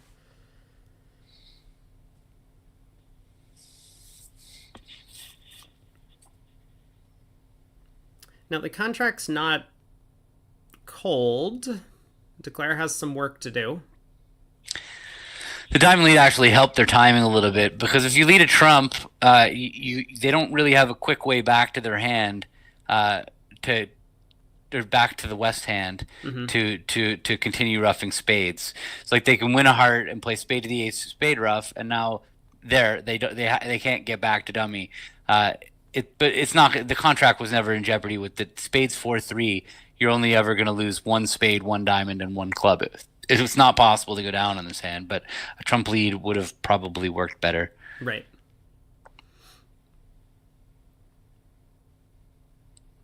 And if they don't shift to a trump now, they're getting close to taking all 11 tricks. Close. They took 11 in the other room, but that was. I'm not sure how. I think all the spades got roughed out, so Declare didn't lose a spade. But the 10 of hearts becomes an issue. Yeah. Maybe the diamond gets to be good. I think there was like a club switch, and it just went like cross rough, and Declare was either to making 9 or 11, depending on how the trump split. I see. Like if they shift to the king of clubs and it gets ducked now they would have to play a trump to stop it. I don't know. I wonder what happened. I think you were off on your presidential speech that you were giving, and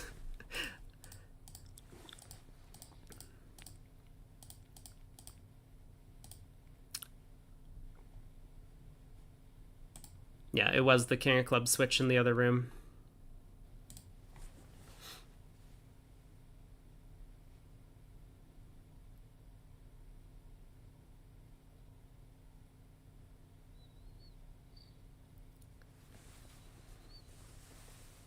I wonder if Cecilia's just going to cross rough this hand, not have to worry about anything. If so, she might cash the ace of clubs now. Club's not going anywhere. Yeah.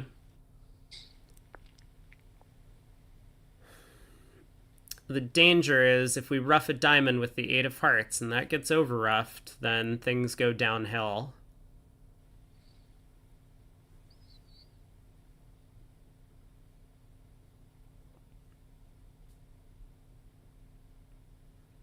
But it survives.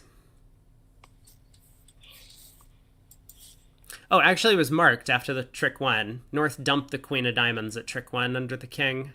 So Cecilia knew that this was safe.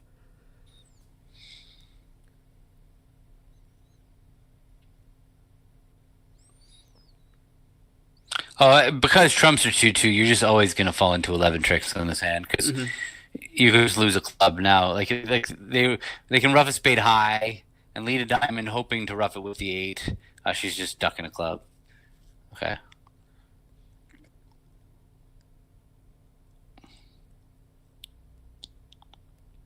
Now she's gonna throw a club. Yeah.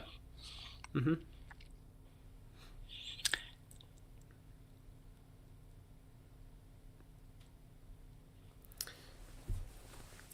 Yep. Now nothing the defense can do. So nice pickup for them. And that'll be another 6 imps going the way of Millens, who extends their lead to 50.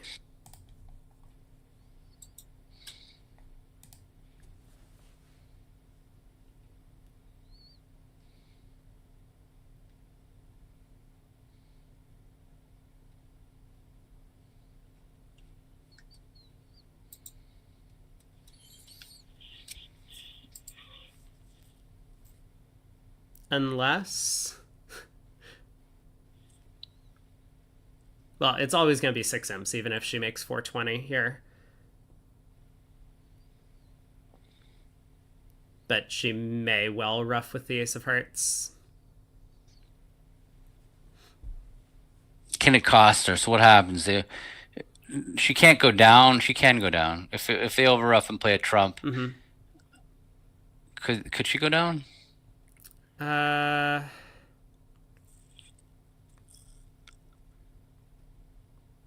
Yeah. She yes, because yeah, she's already lost 2 tricks, so that would be her 3rd loser, and then there's no way that she can negotiate the rest of the tricks if they all rough. So seems kind of silly to risk the contract here by roughing low, but maybe she just believes their cards. Yeah, there you go. So yeah.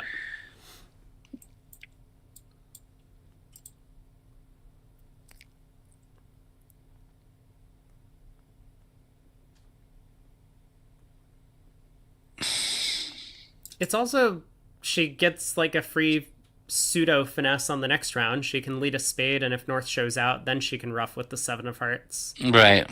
But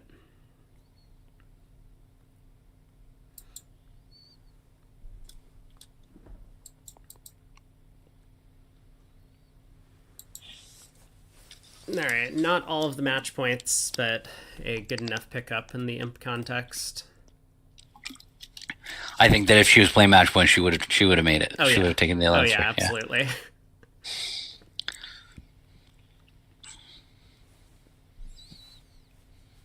Yeah. All right, 1 board to go.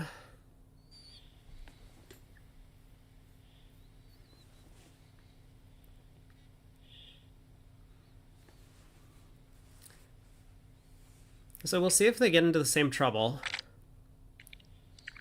The South opens a precision 1 spade here.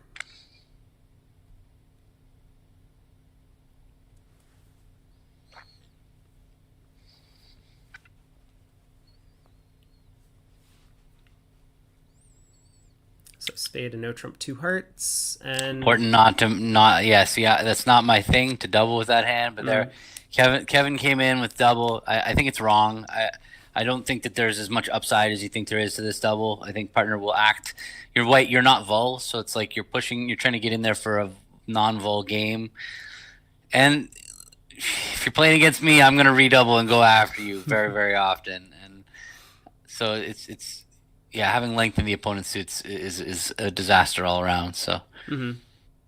So what does North do? They have a 10 count. They could redouble, or they could transfer to diamonds.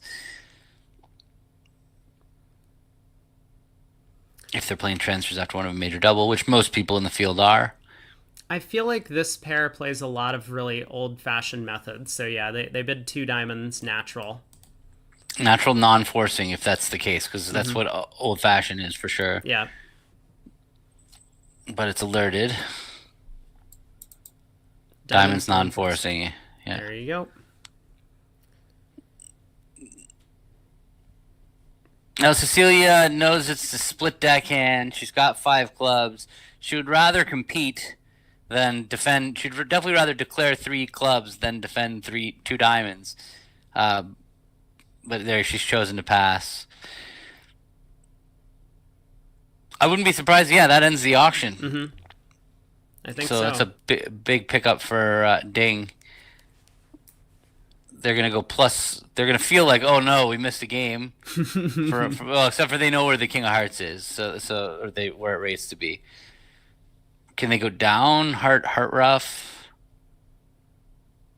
club, a spade, a diamond, and a heart ruff. Yeah, so they're gonna go. They could go down one, two ruffs, a club. They have to play a club back when they give their ruff, which is not going to be automatic. Yeah, I don't think it's good enough because they'll either get a club trick or the second heart ruff. No, they can. Unless if they pop ace of hearts right now, you're saying Yeah. okay, and then they play a diamond, they can't get both. Right. Yeah, right. Good technique by Declare, dumping that 10 of hearts.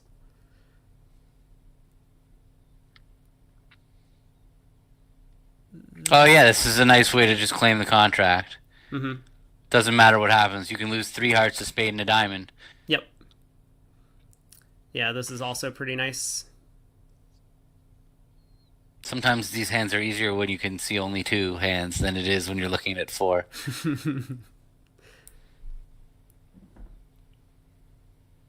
All right, King of Hearts.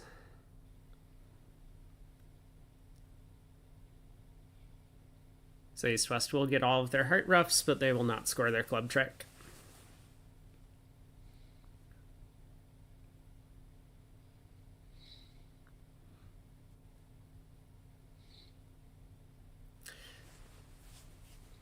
Big pickup for Ding. Oh no, he didn't even get their heart ruff, so they're gonna make an over trick. But I don't know if that mattered for an imp. Probably not. 890 or 910. Oh, maybe that might be. Matter. No, it does matter. Yeah. All right. Well, yeah. With that pickup, Ding is down 36. There's 2 hands left in that Zhang match. It's getting close. Oh, yeah. Let's take a look, I guess. I mean, Rubenstein Pollock also has a few boards left to play, but that match is not as close.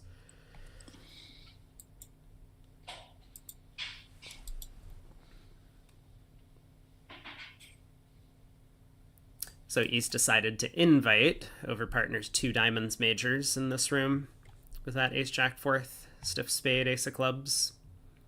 They've reached 4 hearts.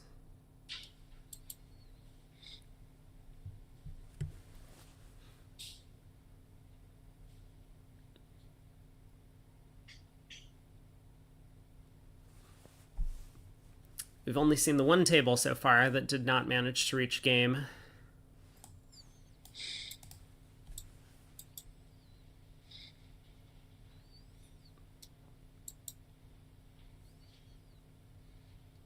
Declare just fearless here. Roughed that spade with the 7 of hearts, and it's funny that 3 clubs wasn't alerted. Like you've bid 2 diamonds majors, your partner bids 2 no.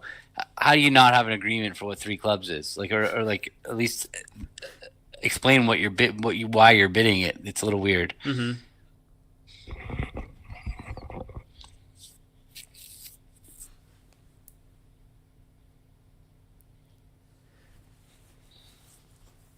Does the open world event happen at the same time as the mixed world event? Can a player be on teams that win both? No. Yeah. All the events are at the same time. Open, women's, seniors, and mixed.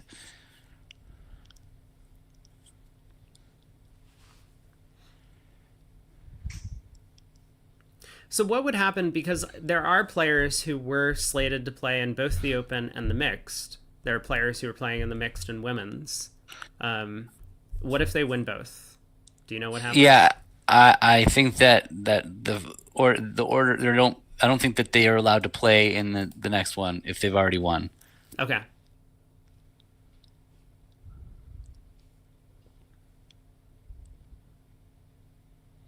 They wouldn't have entered. Is my team like in Chris's situation? They would. Yeah.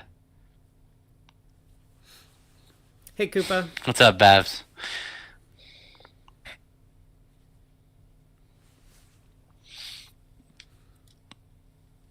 We do get the ill-advised takeout double from West. It's like such a match point bid. Yeah, like when you're non-vol, it's like you're trying to. Yeah, I don't get it.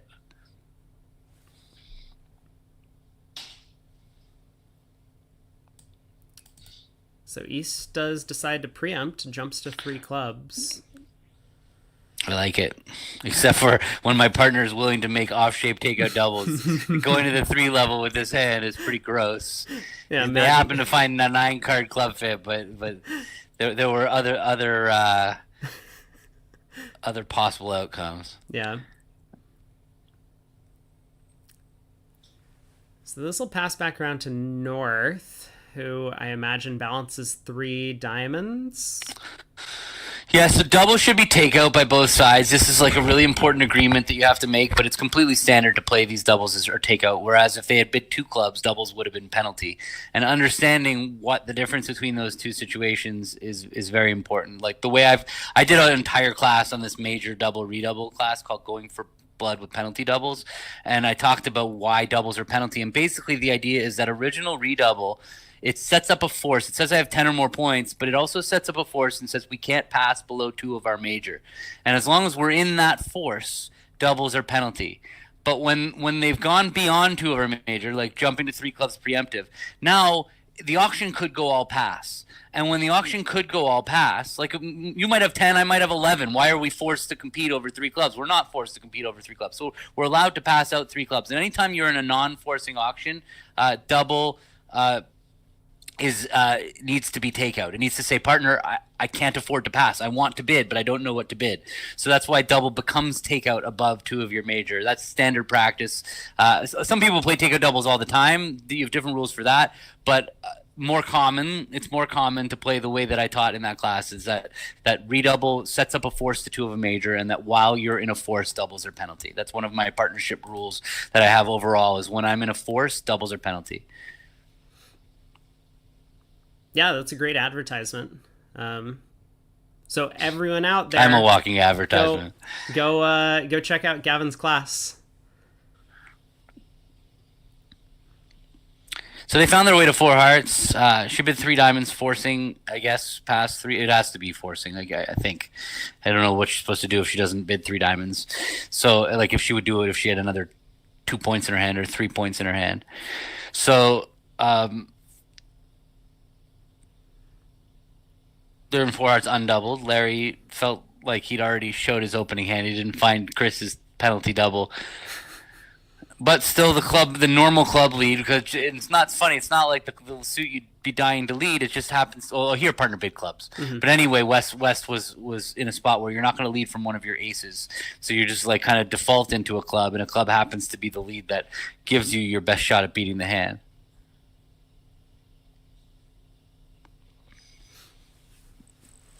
I do, Babs. It's on. If you go to the Master Series page on my website, it's there. It's at the top. And you can learn by playing with Leah now. That is true. Yeah. We had Luke on a few days back, and so he was telling everyone how he's adopted a bunch of conventions from your system for his partnerships. That's funny. Yeah, well, he and I've been working a lot with him, and I have a WhatsApp chat with him. And whenever I play and I see her do something that she's not supposed to do, I just send a screenshot. And sometimes I add my 2 cents, and sometimes the screenshot just says it all. And so, yeah, it's pretty funny. Most of the time, he just gives me a little thumbs up, but sometimes he has to come back and be like, "Well, I don't understand. What? Like how?" And then I have to explain.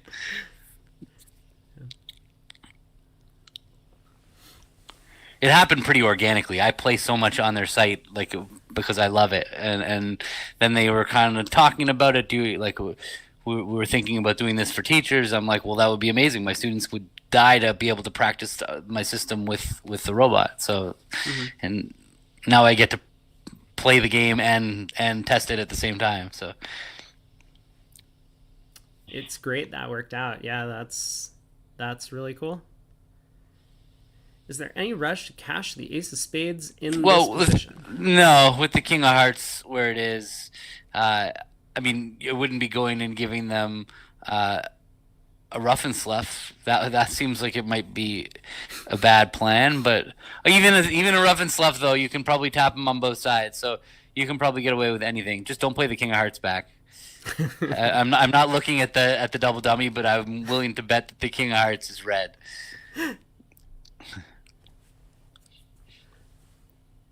Or green, whatever you want to call it. Like, letting them make it the bad card. Mm-hmm.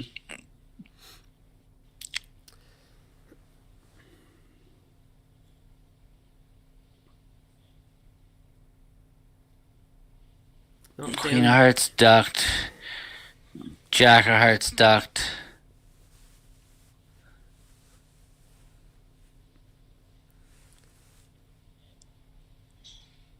He will duck. The fatal play in that other match that we were watching was winning the ace now, and this is a panicking and popping up with the ace really cost her a lot, or him. I don't remember who was declaring it, but it was that when you run into a 4-1 break, you don't want to let them keep control of the high trump like that. You really want to force them to take the king, because when you by winning the ace and leaving them with the high trump and another trump, you're putting yourself in that's a very uncomfortable place to be. That's why it's common when you're defending a 4-4 fit and you have ace fourth of trumps.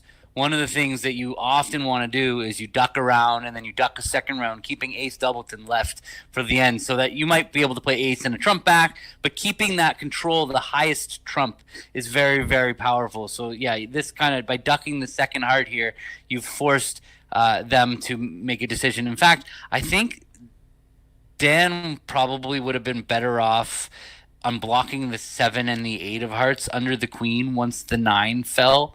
I think that now, if a club came back, I guess because the 9 fell, if a club came back, he could ruff with the ace of hearts. Like if they go ace of spades and the 10 of clubs, he could ruff with the ace of hearts and overtake the 8 with the 10. Yeah. But if the 6 was the 5, he would have needed to have unblocked the 8 and the 7. Yeah, that would have been a rather fantastic end position to have reached.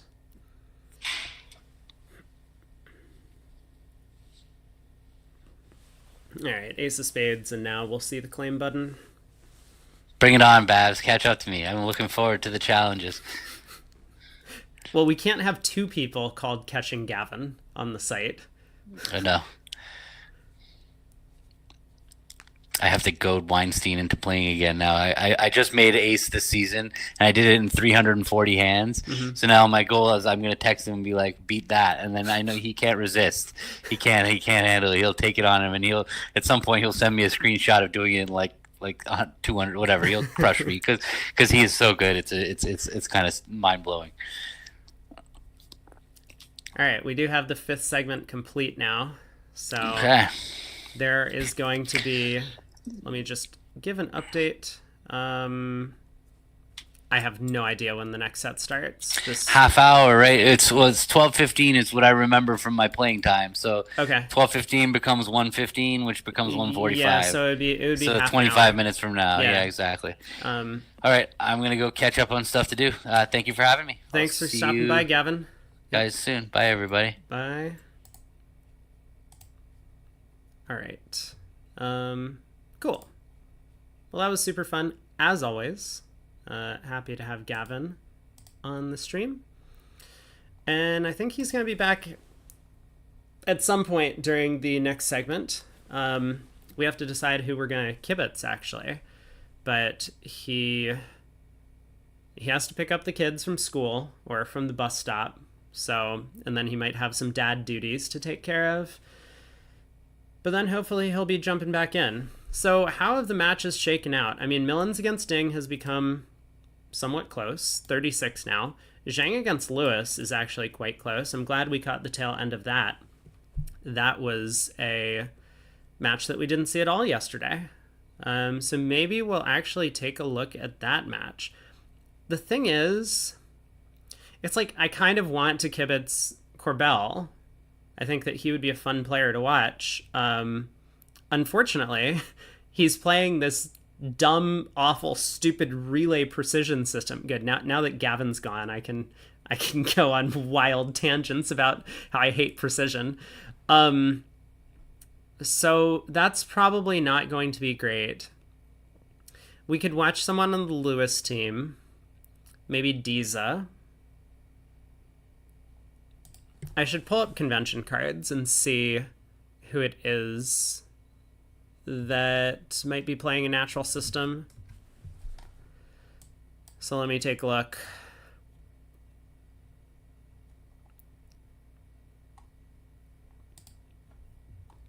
So what are Diza and Mark playing? They're playing 2/1 with 15 to 17 no trumps. Honor leads are standard, fourth best. Upside down Cowden attitude. I mean, that looks like a good prospect. I'll think about that. We don't have to watch the Zhang Lewis match. I mean, it is the closest one. So maybe we will pick someone from that match. If we watch Millens, there are a ton of players that would be super fun to check out. Either the Rimstedt sisters, Kevin or Shan would probably be excellent choices. I think Joan will be playing again this next segment. So, the fact that Millens has lost 12 with Joan sitting in, it still seems like they're well in control of their own destiny in that match. Even if the match gets very close after the 6th, I would expect Millens to be like a 90% favorite to win the thing. Rubinstein Pollock. So Pollock actually picked up quite a large amount in this 5th set. And they continue getting larger and larger inconsequential penalties. 1.5 imps. But let's see what all happened here. First board, man, I never remember any of these deals. So in this room, the Pollocks bid to 4 hearts, 2 diamonds, 3 diamonds majors, double, 3 hearts, 4. Don't preempt and bid again. Come on, Zach. Zach, don't preempt and bid again. Once again, we're learning the wrong things. It's great, though, that when Gavin's around, he can complain about people doing weird stuff. So it's not just me. You don't have to trust me anymore. You can trust Gavin because he's also complaining about the same things. This, super weird. Like, maybe if you're 6'5", you preempt and bid again. Maybe if you, that's probably about it. Maybe if you're, 6'4", with a void in the opponent's suit. Maybe. Anyway, South bid 4 hearts. So 4 hearts made. Club lead. King of spades covered and ruffed. Heart hook. King of diamonds to the ace.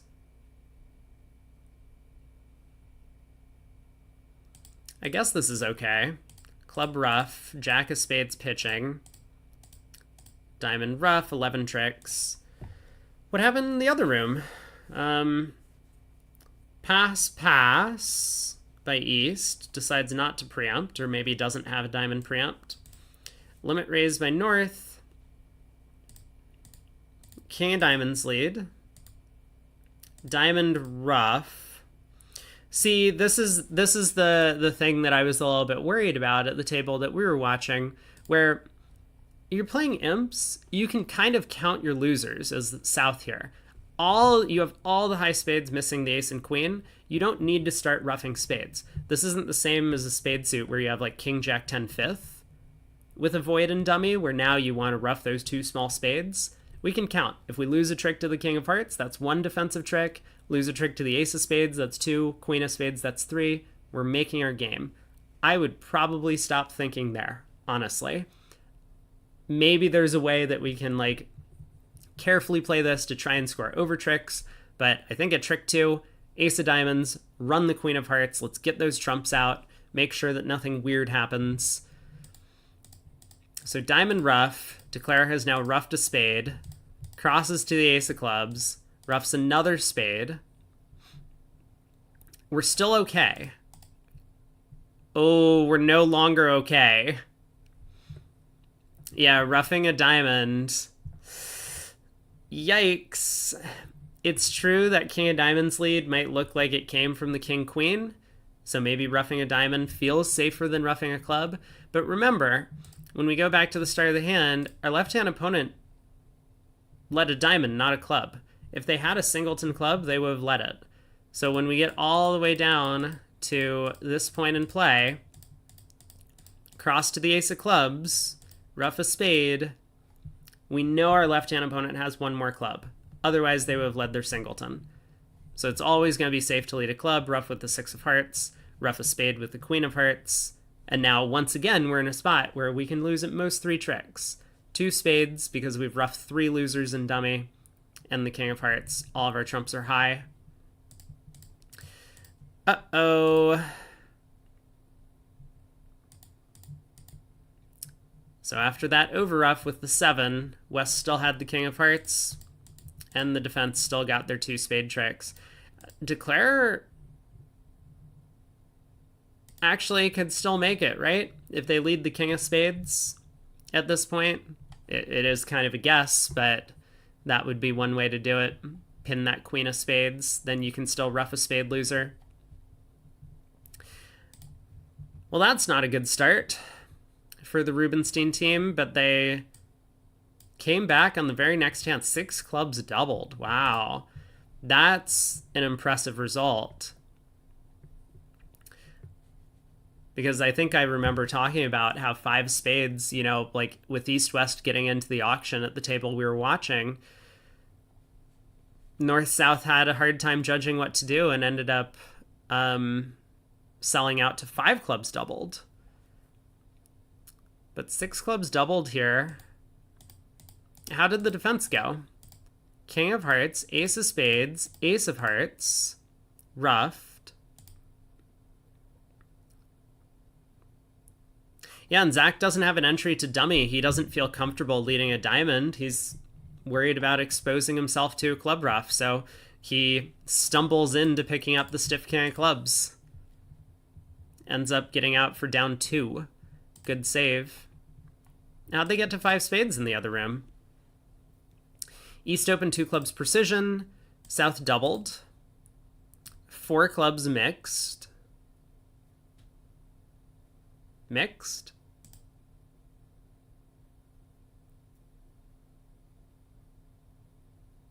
Okay. 4 spades by North.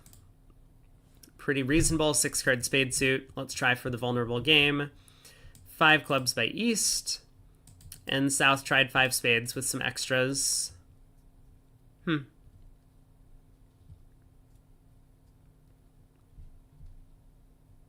Seems like a reasonable attempt from South. He does have the good 5-card heart suit. The singleton club is kind of nice. He at least has 4-card spade support. I feel like every time I make a takeout double and partner jumps to 4 of a major, or effectively jumps, they have like a 4-card suit, or sometimes a 5-card suit, and I'm sitting on 3. But South has a good hand, maybe concerned about diamonds. Anyway, that worked out pretty well. The doubles kept coming, though. 2 hearts doubled, this time in the South, in this room. Oh, I see. Yeah, look at this. So South opened a heart, it went a no trump by North, and I mean, South had just like a massive rebid problem. Not really good enough to reverse into 2 spades. 2 clubs should promise a suit, but... Huh. Well, 2 clubs went pass. Oh, no. Oh, no, no, no, no, no, no, no, no, no, no, no.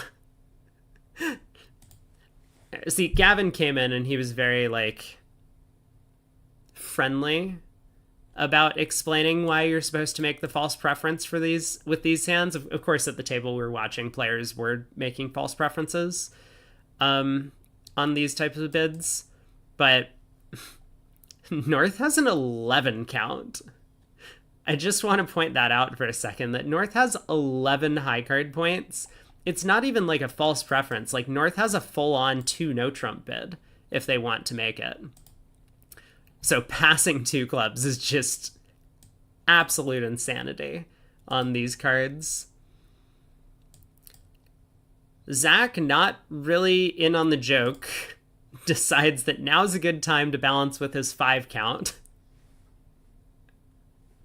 Weren't we talking about how, like, I think Gavin was like, well, you know, if East had the king of clubs, it's probably still not worth a takeout double over a heart. Here, Zach only has 5, and he's right in there, vulnerable. Jesus. Wait, how did this happen? What? First off, how did 2 clubs doubled not either pass out or get rewound by North? That is confusing thing number 1 about what happened. This auction just hurts my brain. I don't think I want to look at this auction anymore. I also don't want to look at the play. We're just going to move on. I'm sure there are other interesting boards to take a look at. Wow. Down the stretch, someone cleaned up. Pollock was cleaning up down the stretch. Let's take a look at this board. Board 12. 1 no by North. 2 clubs, clubs in a major. Wonderful. We have been seeing in the open trial. So we saw in the open trials that almost everyone, I think everyone in the semifinals and almost everyone during the rest of the tournament was playing penalty doubles, even of strong no trumps, just because they realized that it's a great way to collect numbers. But in the mixed, we haven't seen a lot of penalty doubles of these strong no trumps. I think it's still behind the times, like, and maybe not too far behind the times. I know that when I was playing, we weren't playing penalty doubles of strong no trumps. Like, no one was. So I feel like this is some sort of like bidding theory invention in the past 7 or 8 years.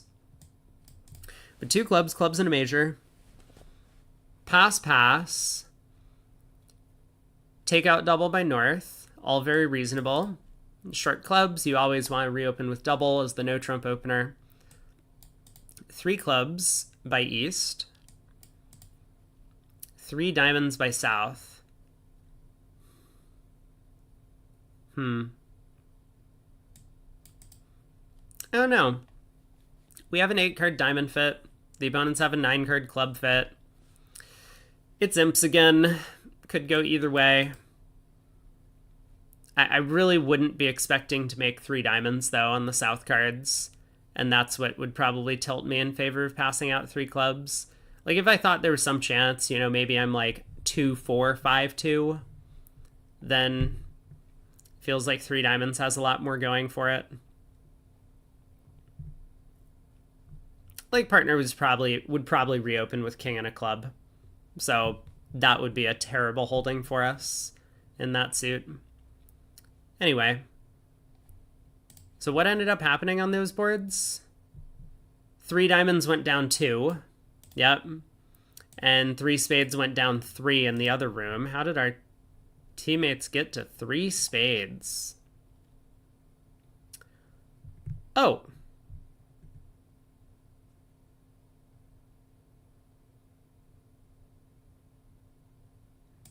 That's an explanation, if I've ever seen one.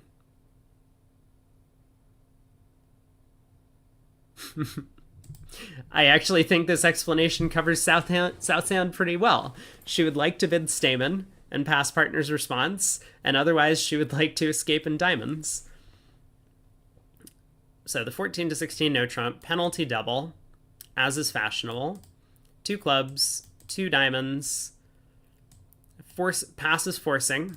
You can't let the opponents play at the 2 level undoubled once we've made a penalty double like this. So West bids 2 hearts.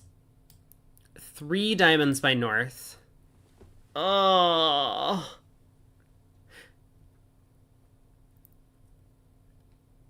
I didn't mind the 3 diamond bid opposite the takeout double. I think it's probably incorrect in the other room. But here, The opponents have doubled for penalty, and all partner has said is like, I have some diamonds. Why are we still trying to get involved on this hand? You know, are you not happy defending 2 hearts with the north cards? Ace, queen, jack, 4th of hearts sitting behind the heart bidder. I think we just defend. 3 diamonds feels like I'm trying to lose the match. Sack bid 3 spades. God, I don't know what to do with Zach's hand. I mean, he probably thinks that he still has a chance for game over there. He does have a good hand. If his side has a game, it's got to either be in no trump or spades, I believe.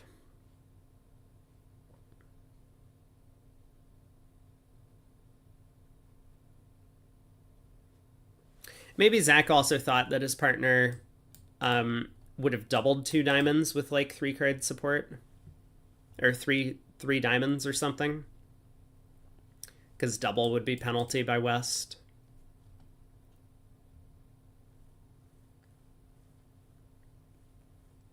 I don't know.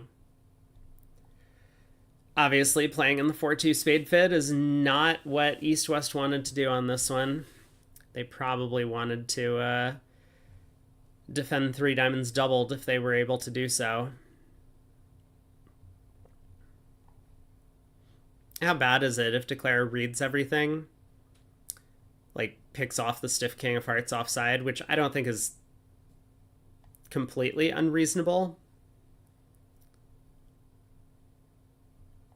You know, you'll find out that West turns up with the diamond king, so if West also has the heart king, does East really have a penalty double? Maybe. Maybe East has the queen of clubs, I suppose.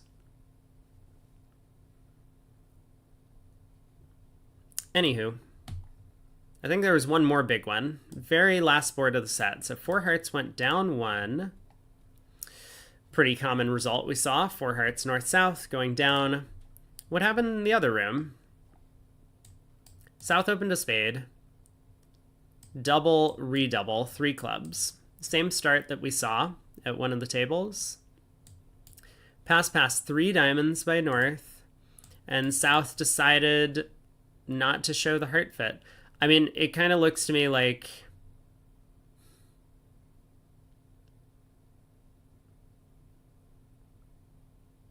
it does kind of look to me like 3 diamonds is likely to end the auction most of the time, but yeah, if 3 diamonds is forcing, then 3 no is probably the place to play.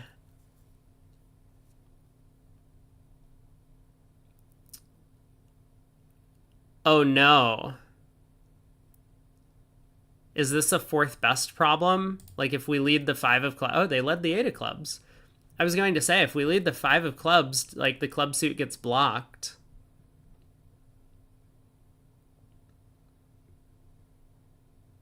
Do we want to watch this defense and see how 3-0 made? We probably should. Okay. That is... Wait, why is everyone making a takeout double on West's hand? You know, listen, I'm with Gavin. I do think that he is very American focused in his mindset, where like Americans would believe these types of takeout doubles are absolute lunacy. But we have seen quite a few players make this takeout double. I would not do it with West hand. But it seems like a lot of people are trying it. That jack of clubs holding the trick is probably not great for the defense. But are they still not okay?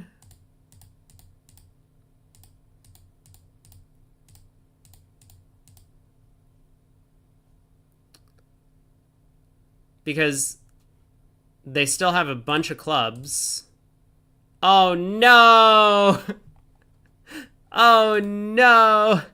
To be fair, Georgia doesn't know that her partner ducked the king of clubs at trick 1. She might be worried that Zach has the stiff ace of hearts. What a nightmare. But wait a second. Wait. Okay, look. no complaints about what West did once East has ducked trick one. But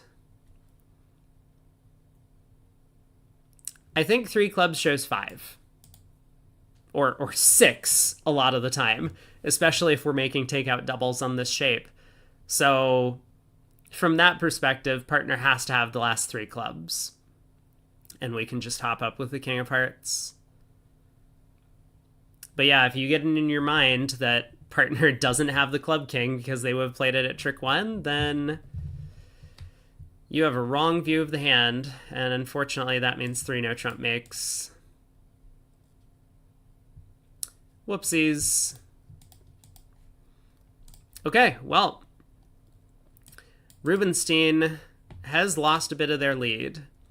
We have... how much time?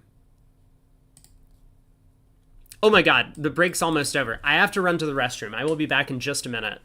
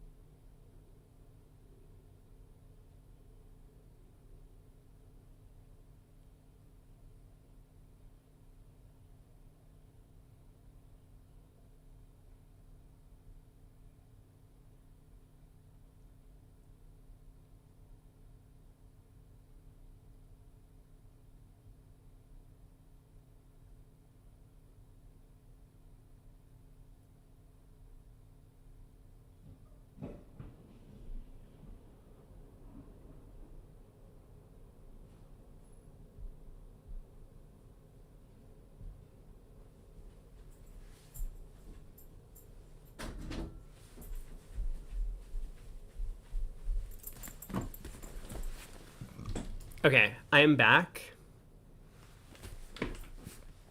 And... well, I clicked on a random table. I don't think we're going to stick with this table. So let me head back to the event. I think we will try and watch Jang and Lewis. Let me... ooh, you know what I can do? Let's make sure that we don't... no spoilers.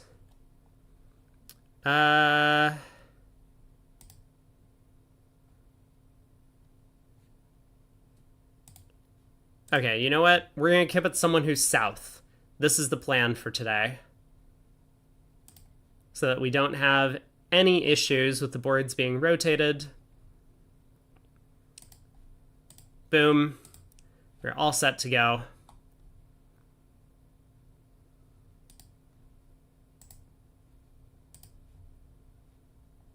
Great.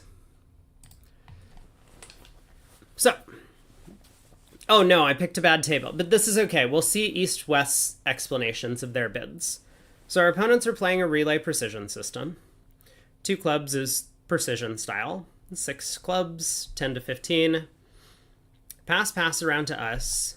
And we have a hand that I guess Mark has decided a little bit too good to bid some number of no trumps. So he starts with double. He's 18. I mean, all of his honors are working. He has a 5-card suit. And this is like a really good 18. I imagine like a balancing 2 no trump would maybe be like... I'm not sure what the range is, but this is probably a little bit too much. Partner bids 3 spades. Mark had to make a decision. Unless you misunderstood, why do I hate precision? I strongly believe that precision removes a lot of, 1, the beauty of bidding, and 2, bidding kind of like judgment. I think both of those concepts go in hand. Like, being able to use good bidding judgment allows you to, I don't know, like, make intelligent bids and get to good contracts. I don't know how to describe it, but like that's basically the underlying reason. It's fine. I mean, people play precision, they do okay, but I do not like it, and I think that the results don't really seem to perform at a high enough level that I would want to play precision in high level competitions. It's also just a lot of memory work, and personally, I do not like memory work. I really just want to have an auction that's like 1 of a major, 2 of a major, 4 of a major, and let's see if I can take 10 tricks. Do we think 3 spades delivers 5? Well, it certainly looks like it doesn't here.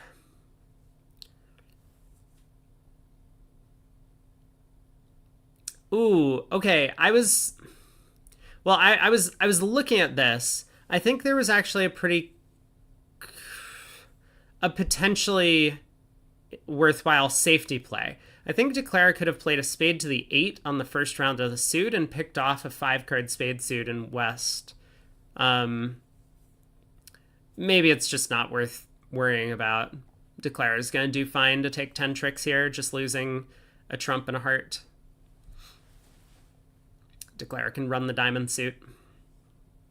Always going to be cold against 4-2 spades, no matter what you do.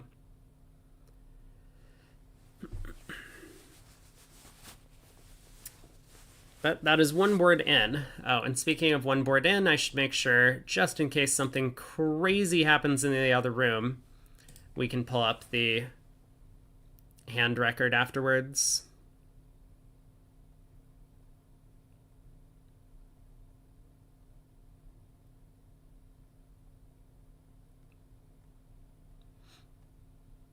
Should 3 spades deliver 5? I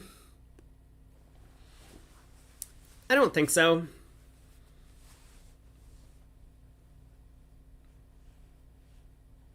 You kind of need a way. I mean, depending on what like your Lebensal agreements are or whatnot, you kind of need a way to force. Maybe it's worthwhile to play that 2 no trump followed by 3 spades is forcing with 4, and 3 spades directly is forcing with 5. But I think most players just play 3 ranges of bids there. That 2 spades is weak, Lebensal followed by 3 spades is invitational, and 3 spades directly is forcing. I don't actually know if North had a forcing bid. She had a 10 count, right? 5-4-2-2. But maybe that's what we're doing. No trump by partner. I think this is 15-17. If I was reading the convention card correctly earlier, let me just quickly pull stuff up again. Make sure we're all on the same page.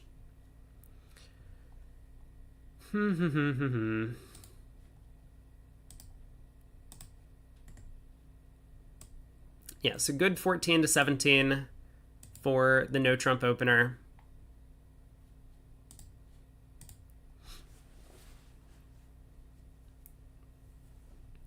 Two diamonds transferred hearts. 2 spades on our left. Now, I would almost love to see this pass back to us because we can balance with 3 diamonds. I get the feeling that any game forcing hand, we almost have to reopen double, though. So maybe, yeah, I wouldn't be 100% certain at the table, but it feels to me like 3 diamonds is just natural non-forcing. It's so much different if it had gone 2 diamonds, 2 hearts, 3 diamonds. Now we would be showing a game force.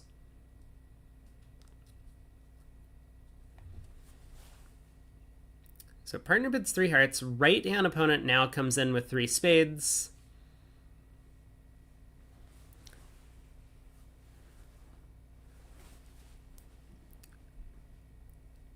I think we might bid 4 hearts now. Partner's 3 hearts should guarantee 3 trumps. We didn't really have like invitational values before. Okay, we bid 4 diamonds.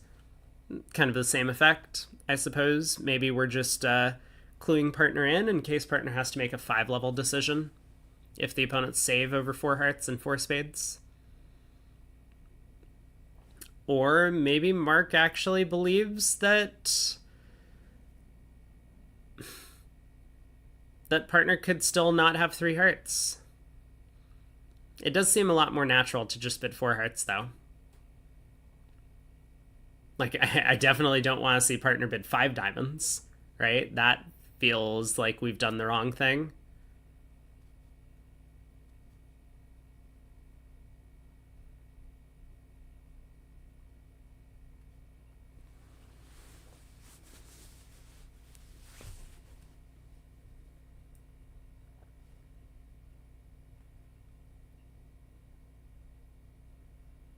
Oh no.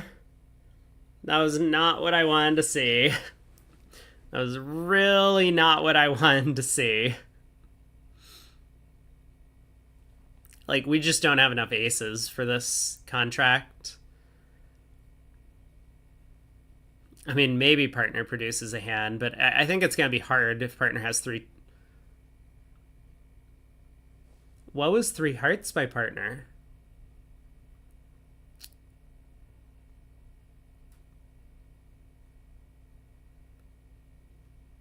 Maybe partner thought 3 diamonds was a retransfer?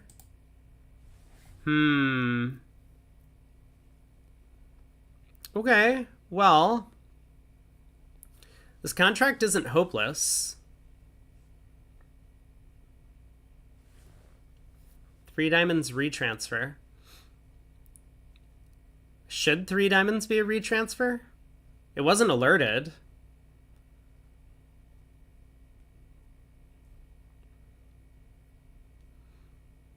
So 2 rounds of clubs. We now need to get the hearts going. So a heart up to the king.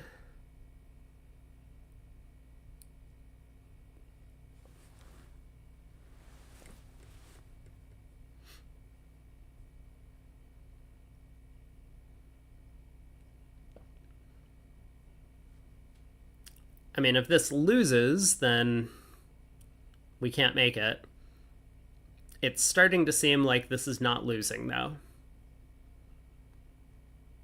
So we'll play the King of Hearts.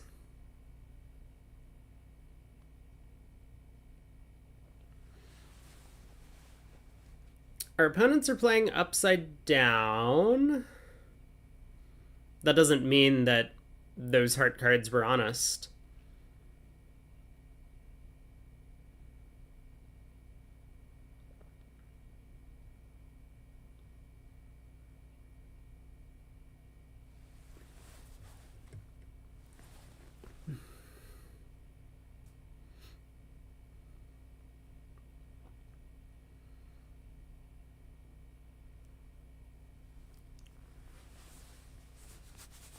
Alright, heart back to the 10. East wins the jack. Yeah, now continues a club. And so this is where things get a little bit uncomfortable for us.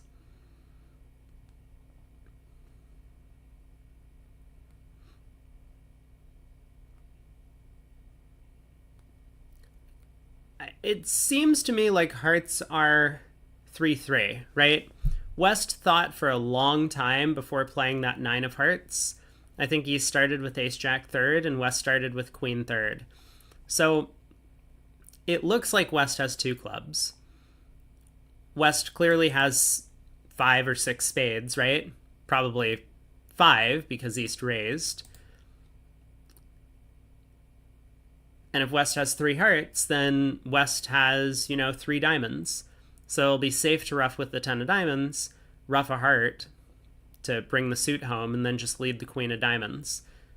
West, I think, has the diamond ace for the balancing bid. No guarantee, though.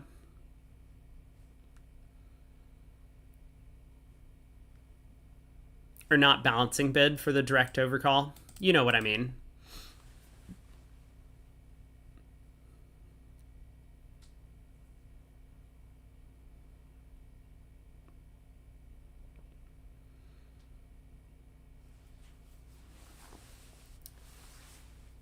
So now we'll lead a heart. West is likely to rough in with some sort of like spot card. But I think we have a pretty good count on West's hand.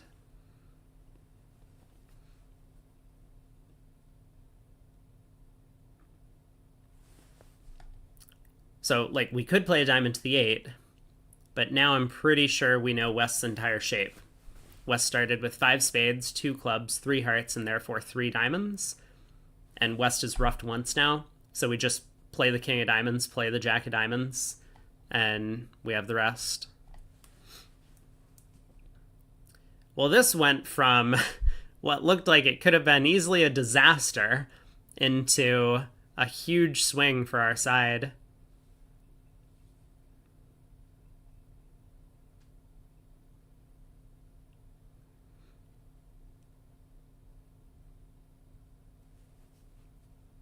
I mean, I guess it's possible that 4 hearts would make if the opponents don't get their diamond rough.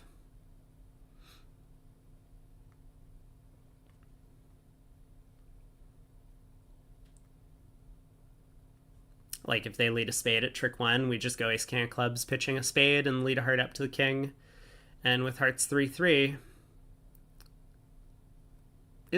maybe it's not quite as simple as I'm leading people to believe. I guess our hand could have gotten tapped out. All right, diamond to the king and ace. I mean, we'll have to see if we were correct about our read in the spade suit, right? Because now we rough this, we go jack of diamonds.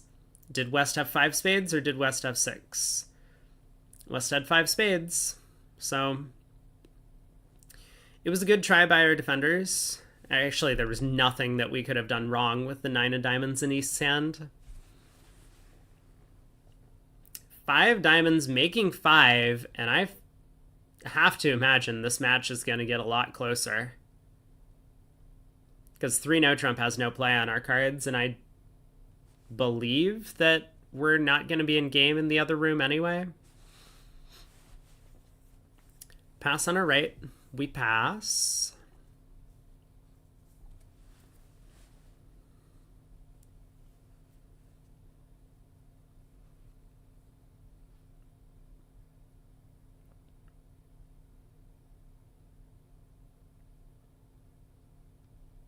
There it is.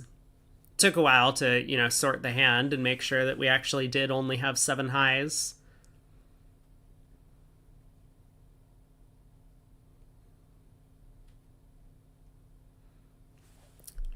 One no on our left. Oop, and there are the 10 imps coming through.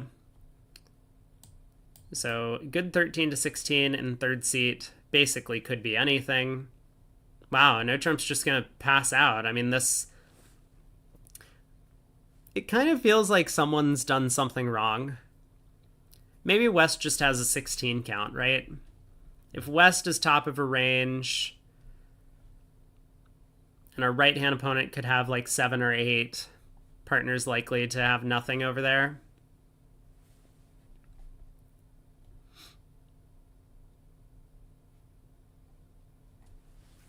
You saw my text. Oh, the paste bin? Yeah. Yeah, I will be doing a stream on Saturday to discuss that sort of stuff if people care. I'm not going to change. Don't worry, chat. Nothing's going to happen to me, but I did just want to address this topic because it felt like a rather important thing to bring up.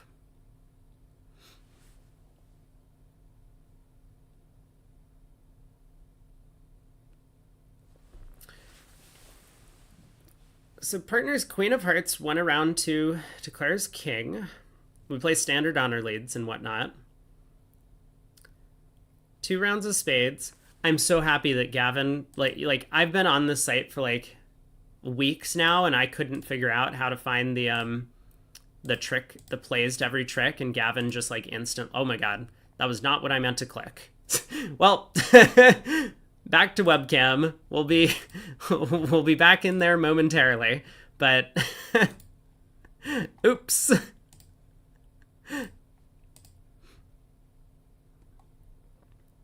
All right, there we go. Um, but yeah, Gavin was like, how do we find the tricks? Oh, it's just the card thing. Of course it is. I never thought to look at any of these little things in the top left. So now we'll know. We can go back and review if we wanted to see what happened on a couple of tricks. So West did have a full 16 with a 5-card spade suit, in fact. We did get to see that. And they end up making 2. All right, 14 count, 4 triple 3. We open a club. Pass on our left.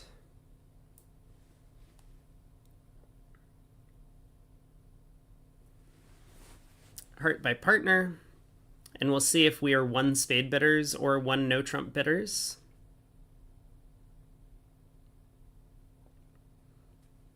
There's so many nuanced auctions that, at least in like the ACBL or I would say honestly worldwide, you either do or don't have to alert. Like, I always alert this because I think it's proper to just give this type of disclosure to the opponents. Maybe you don't have to by law, but like if I was North and I was sitting at a table with my partner, I would alert 1 no trump. And I feel like I've had people, generally be like, oh, you don't have to alert that. But that's fine that I don't have to. And I do feel like some people have felt like I'm being malicious by alerting a no trump because, like, I guess in theory I could be conveying information by alerting something that I don't know how to alert. But it just seems like I should want to disclose to the opponents, like, hey, my partner could have 4 spades over there. Just letting you know. Craig's playing in the alt today. Is that more important than being a co-host? That is a good question. Well, I think we've done okay with our co-hosts for today so far. I don't know about you, but I've been pleased with our co-caster. Killer Ducky says, know little about bridge. Big picture, is this like a qualifier to go to the world tourney? Yes, it actually is. It is exactly that. It is a qualifier for the upcoming World Championships in October in Buenos Aires, where there's going to be 4 different events. There's going to be an open event, a mixed event, which is what we're watching now, male-female partnerships. There's a seniors event for people, I think, over 70, 65, 70, I don't know. And then there is a women's event as well, all running concurrently. You have to? Oh, you have to alert 1 no trump? Well, that's good to know. I mean, I tend to over alert things because I want my opponents to have as much information as they can to try and sit there and solve a logical puzzle. That's why everyone plays bridge, and like I just think it's more fun that way. Like, if I beat someone on a technicality because they didn't get the right information, that makes me feel bad. Like, I don't want to be the person who's like, oh, nice, like I really scammed them here. I got to take advantage of this obscure rule in the ACBL where I didn't have to alert this one thing and the opponents didn't ask, and man, they got. Super excited about that. Well done, partner, bringing this auction up. Like, that to me is not how bridge works, or shouldn't be how bridge works. Well, thank you, only 15 words. Or are you Babs? I don't know, I think Gavin called you Babs earlier. I don't know all of my viewers, and there are a lot who are maybe only come around for a lot of the commentary. Great. When will we need to alert 1 diamond as natural? ACBL 2025, new slogan.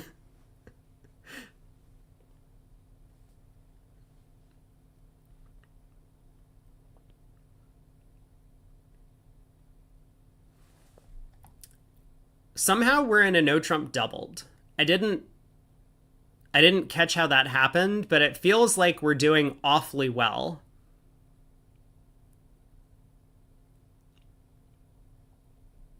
We have 3 hearts, 2 spades, and a diamond to take if we can get in. So the only thing we need to worry about is, will the opponents run a bunch of clubs right now? Is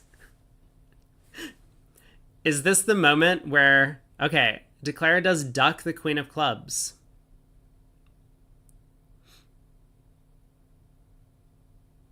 So now a club to the king. And how are the clubs split? Oh, we did it. Okay, again, I'm not trying to root for anyone. I am rooting for the hand of the player that we're watching right now. I know this might not have been everyone's first choice of table to check out, but here we are. I found someone who played a natural system, so we can talk about bridge. Well, no over tricks. I wonder what East doubled with.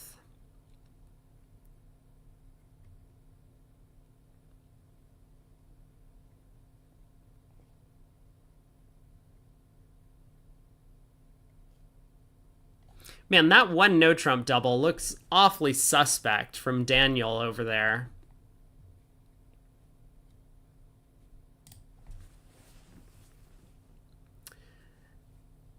Zhang is up by 11 now. Looks like they picked up a handful of imps on one of the previous boards. Ooh, 3 hearts. Ooh, 3 spades. I guess we're bidding 3 no. Oh, okay. 4 hearts. So... I'm sad about the way this auction has developed. Now I don't know what to do as South. Like, 4 spades could be right, double could be right. Imagine if they had the agreement 4-0 was natural here. Would you bid it? Maybe? Probably not. I get the feeling that 4 spades is probably a good bid. I think partner's often looking at a heart void, and that makes it so much more likely that partner just has a super long spade suit over there. Well, I like the way this worked out. We were able to double to show our hand and still get to 4 spades when partner pulled.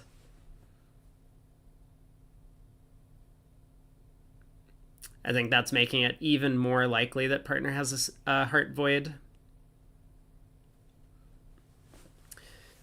But of course, Mark's not really that interested in looking for slam. Yes, partner might have a pretty good hand. Okay. That was not the hand I was expecting. Ace, king, jack, 7th and out.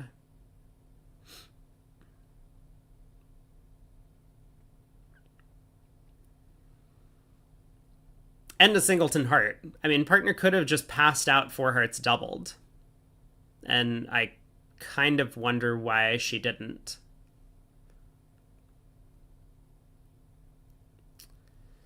Well, it looks like we've got to an okay spot. Oh, that 10 of diamonds return is probably not good news for the defense. That is not going to go the way they want.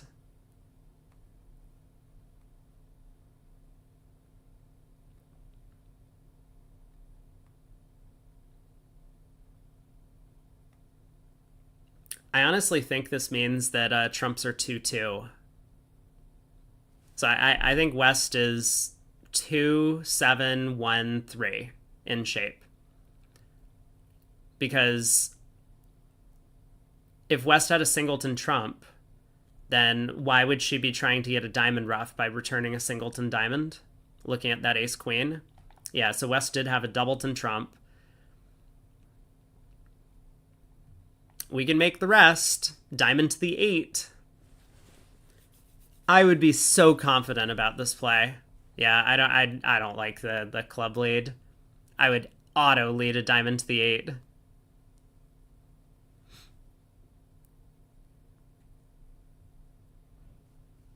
Were we correct? We were correct. 2-7-1-3. Singleton 10 of diamonds. We get the inference that West wouldn't be looking for this ruff if she only had one trump.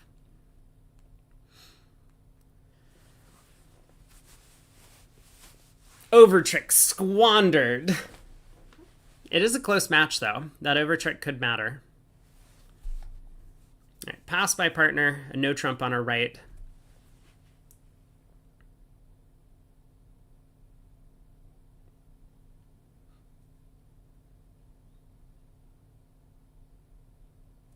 I don't think we're bidding. I do expect us to lead a heart, though, if it goes 1 no, 3 no, or something of that flavor. I feel like some players might lead a spade. Fear of leading away from an ace into the no trump opener. We just gotta ask, like, what's our most likely route to 5 defensive tricks? I think it has to be getting some heart tricks and hoping our diamonds provide entries.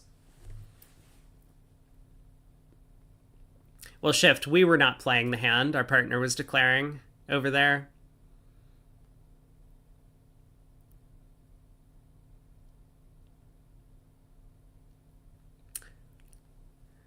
Killer Ducky says, trying to think if there are other team sports where sponsors pay pros and the sponsor plays on the team with the pro.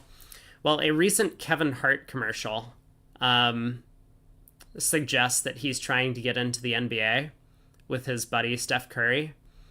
But I don't think that this actually happens with other sports. Or if it does, it's not a sport I've heard of. So yeah, it's a very interesting dynamic between pro players and sponsors and the like.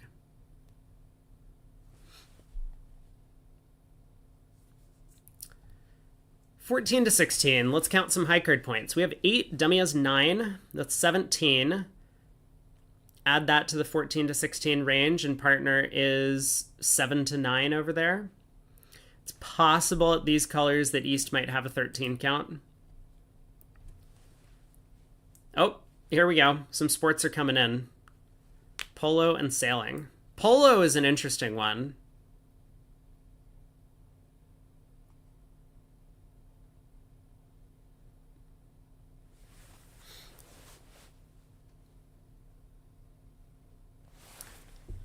So first question, if we duck, okay, I like the 5 of hearts. I think I brought this up the other day when we were talking about this sort of thing. If Declare had Queen 10 doubleton of hearts, we want to play the 5 here because then he'll overtake the queen and maybe think that hearts are 4-3, so it's safe to set up another heart. He plays back a heart, we win the ace, play back a 4th heart, and we do score our long trump, or not trump, our long heart when we get in with a diamond. But now Declare has figured out our thievery, or mischief, whatever you want to call it. 3 of spades from partner is an interesting discard. We play upside down.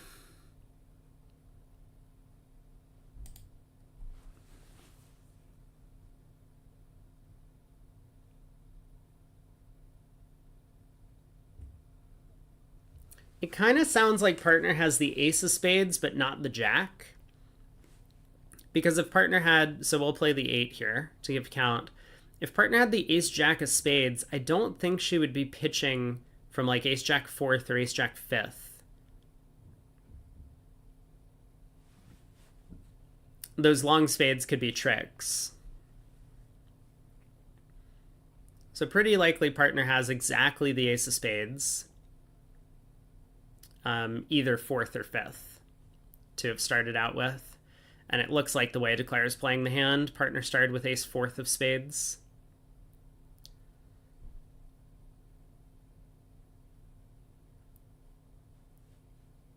I think I like the way that we've defended this hand so far as north-south. Ducking the ace of spades, I mean, is a pretty, we'll call it quote-unquote routine play. But the effect that it has is now Declare wins this trick in dummy and had to tell the defenders, so our partner North over there, what minor he had. Like, North wouldn't have known whether to switch to clubs or diamonds when she got in, but by ducking the ace of spades, she was now able to figure that out.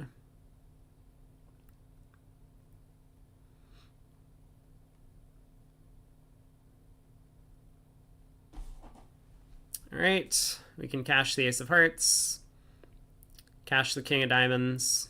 Okay, or do this. Oh, partner did pitch a spade from ace jack.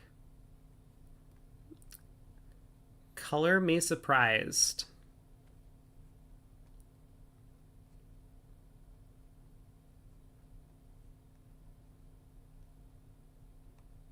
Ellie Culbertson says the main sponsors of Bridge are billionaires. I don't think that's true. There are some billionaires who do sponsor Bridge teams, but most sponsors that play, like, I mean, the sponsors who played in the open trials were not billionaires. They weren't like 100 millionaires either. I mean, most of them are probably have net worths of around 50 million or something is probably a good estimate. I don't know. I'm sure you could look these guys up and figure it out. But most of the sponsors are like wealthy, but don't have like money flowing out of their ears.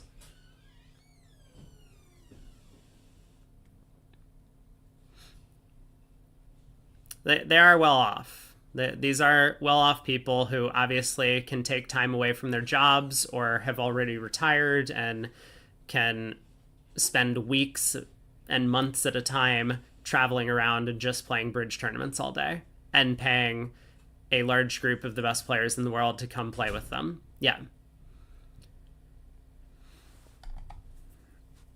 A spade, a no trump, semi-forcing. Wow, we have a hand. We have a 20 count.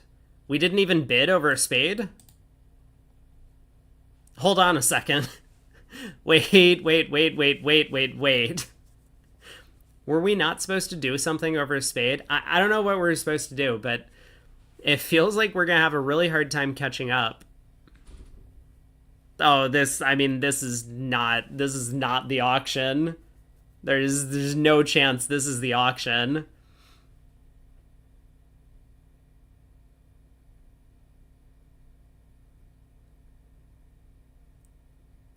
I'm not sure I understand passing and then just bidding 3 clubs. I mean, this could be the best spot. It's very possible. Like, what would I do over a spade? I mean, I would probably double, planning to bid a no trump, but I'm not sure.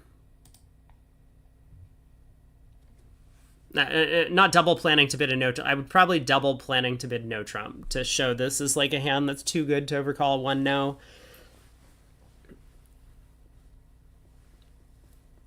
Like, pass might not be the craziest bid that I've seen all day or all tournament. But it feels like we might just miss a game easily.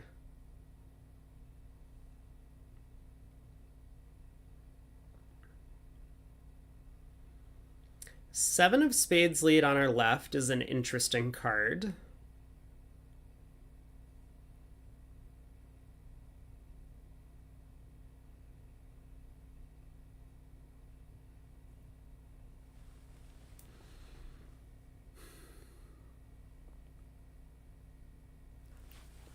It looks like hearts are 4-4. Our opponents are playing upside down. This is a spot... Sorry, my mouse was on a different window. This is a spot where West is always going to be giving honest count to her partner. So we can 100% trust the 3 of hearts.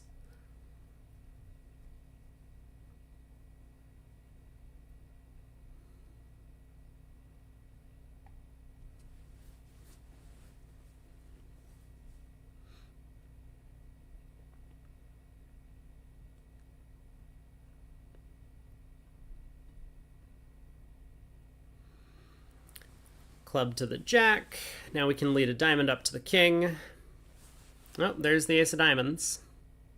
How confident are you, Shift, that there's no game available our way? I just want to get a read on this because it's kind of looking like there might have been a game available our way.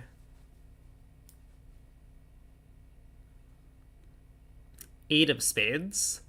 It's looking like West might have led the seven of spades from 9-8-7.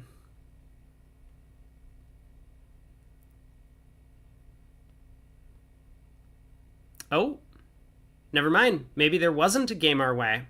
East was not 2-2 in the minors. He was 3 diamonds and 1 club. Anyway, we have made our 11 tricks. So be it.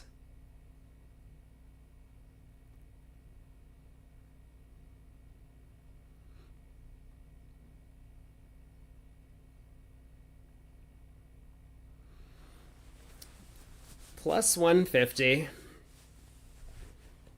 Sometimes it pays to be conservative at imps. That could generate a swing.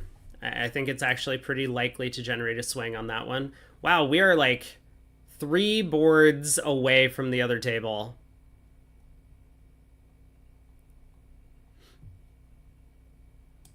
In terms of pace, we are so fast. And oh boy, that one no trump doubled has just scored up. So we made a no trump doubled. Our teammates played a no trump, and they also made it in the other room. That's a big 7 imps. This match is looking super close. One no. Good 13-16 on our left.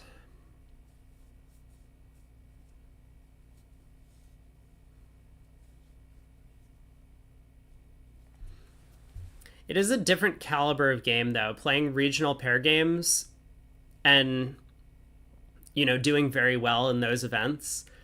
And then you come and sit down in a US team trials or a world championship of some sort. It requires a different skill set to do well. So I don't think there's...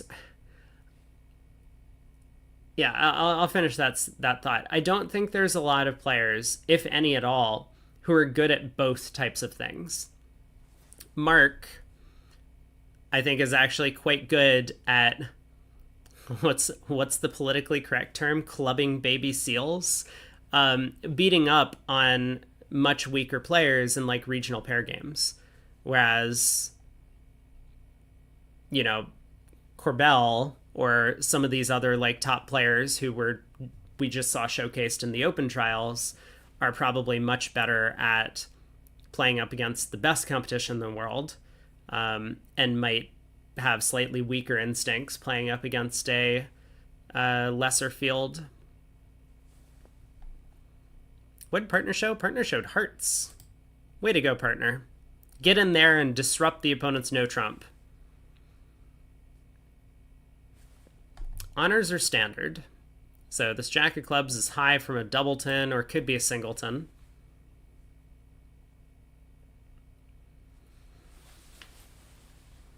We encourage.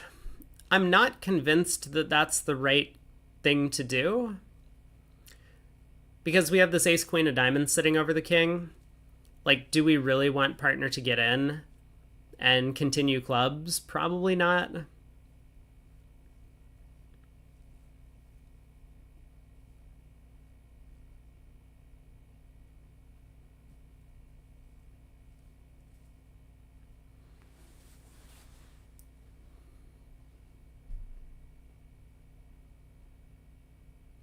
Three clubs isn't suit preference.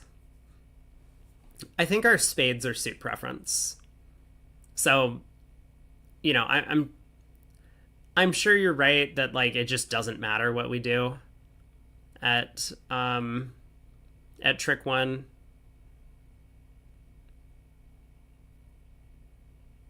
All right, heart to the ace, queen of hearts, jack of diamonds. There we go. And another diamond, ruffed. Oh, never mind. Look at that, partner had jack 10 third of diamonds. See, didn't we want partner to switch to diamonds? I think so.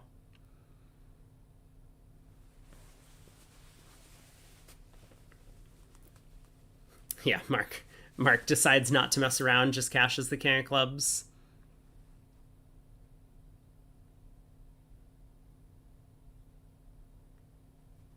Down one, we beat him. Can't be that bad. Oh my god, that is a lot of hearts, partner. Ace, queen, jack, 10, 7th. On to board 24. I'm happy that we haven't been delayed yet, because that can always happen. We might have to swap to the other table if we get there. 2 clubs on our left.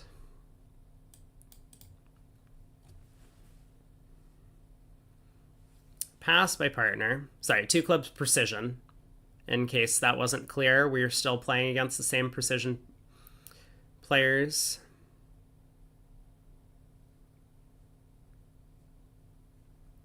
Four hearts makes on that last one.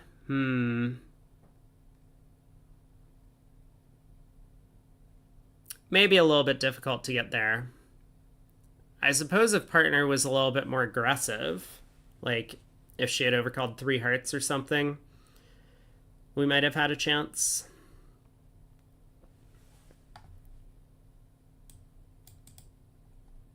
And 2 spades on our right, non-forcing, which is making things really hard on us. Mark bids 3 hearts. He has a 5-card suit. The thing about doubling with hands like this, if you want to get both hearts and diamonds in the picture, is partner's never going to believe you have 5 hearts. So that's why Mark does overcall 3 hearts. 4 hearts by our partner. I'm pretty happy about the way this has gone. 5 clubs on our right.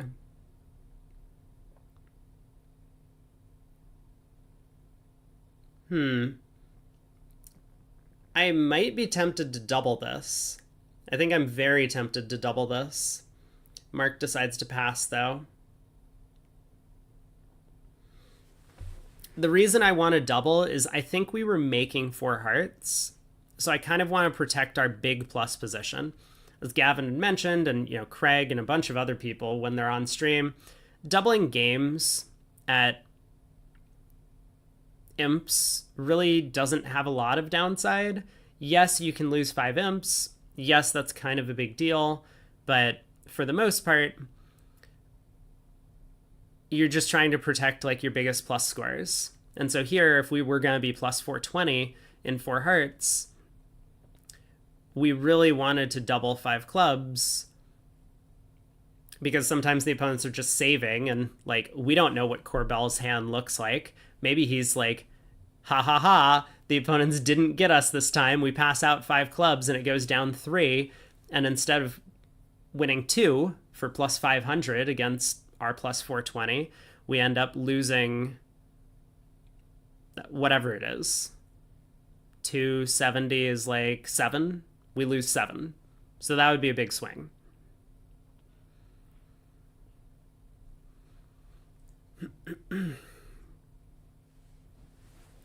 All right. Well, we're in 5 hearts. We didn't get a club lead, which is probably good news for us.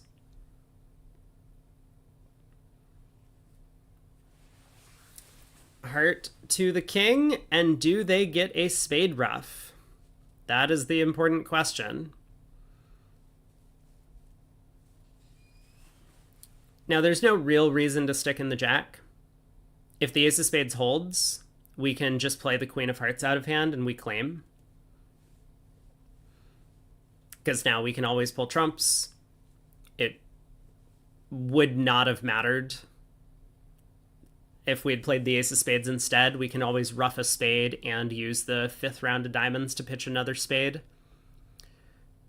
Counterpoint, by putting in the jack of spades and taking our practice finesse, this means that we can actually score a beer.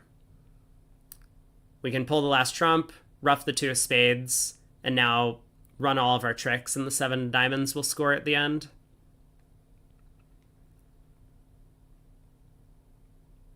So 450 it is. Hard earned. If we take a look at how 5 clubs doubled would have done, I don't know if partner would sit for it.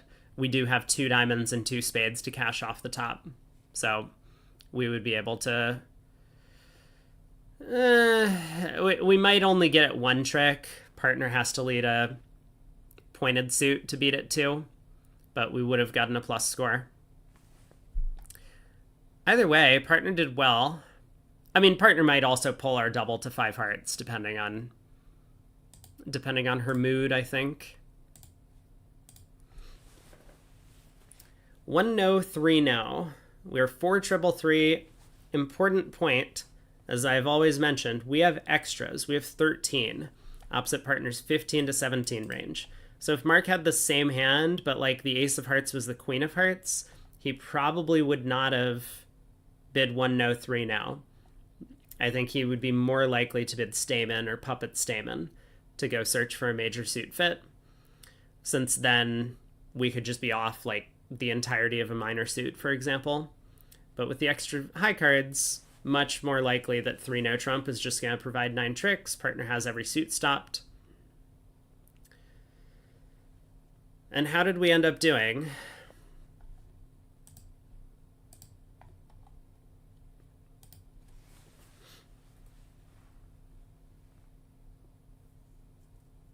We have 4 hearts, 2 clubs, 2 diamonds, and a spade. So we started with 9 tricks. Now that a spade to the 10 has forced the king, we are up to 10 tricks. If West decides to break the diamonds, I mean, I don't see how West will do anything other than lead a club right now, looking at our 3 small clubs and dummy. But we might be able to get an 11th trick, either via the help of the spade splitting, or some sort of squeeze, or possibly some sort of end play.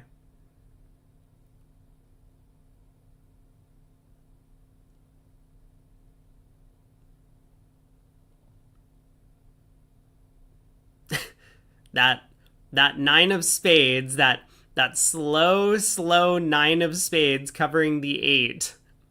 That is very suspicious.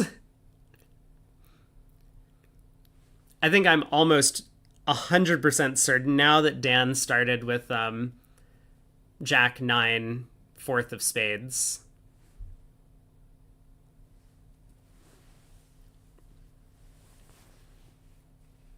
And it looks like West has the ace of clubs.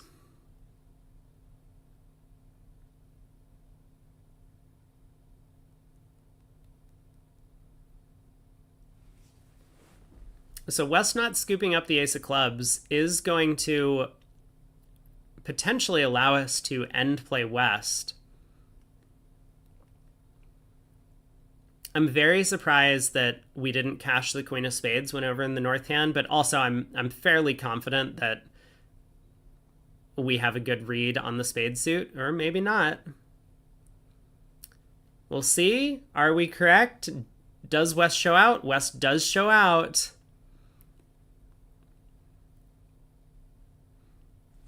Yeah, so had we cashed the queen of spades earlier, then we would have actually been in dummy on this trick, and West would have been potentially put into an uncomfortable spot. Like,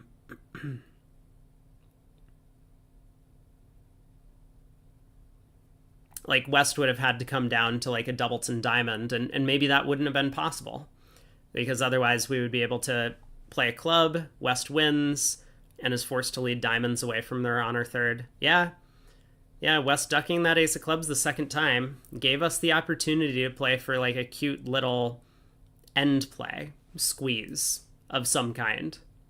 I don't know how you want to describe it, but that's what it would have been. Anywho, just over tricks, as usual. For the most part, players are not going to think too hard about those.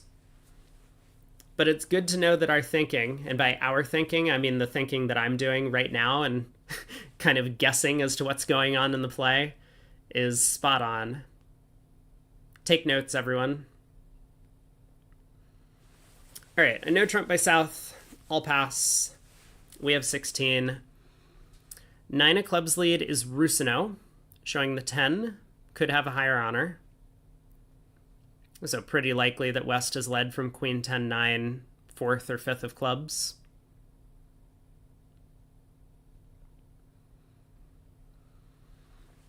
So Jack of clubs holds. I have to imagine we're just going to go after hearts. That's the simplest route to getting our 7th trick. And that's exactly what Mark does. 3 clubs, 3 spades, and a heart will be good enough. It's going to be essentially impossible that the opponents can take 7 before we manage our 7. Maybe if the spades split, we actually get an over trick here. It's possible.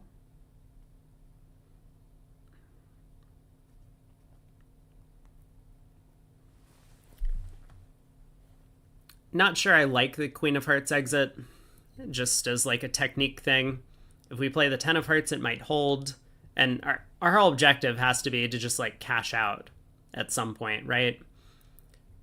We don't want to let West in and have her find the magical diamond shift that holds us to only 7 tricks, if that even exists.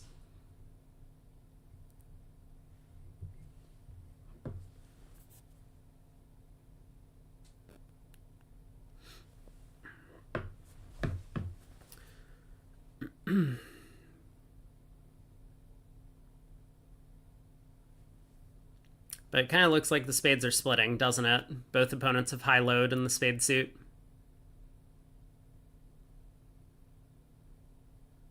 So there is the over trick. And now a diamond to the queen for trick 9. Probably not gonna happen. Oh boy! Look at this. Why even play the first 86 boards when we could have just started at board 87 and had a tied match? 184 all. So Zhang came in ahead by like 50 on the day. And they've had some really bad sets. Now it is a sponsored team.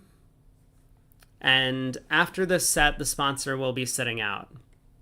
I'm actually going to take a look back at the segments overall.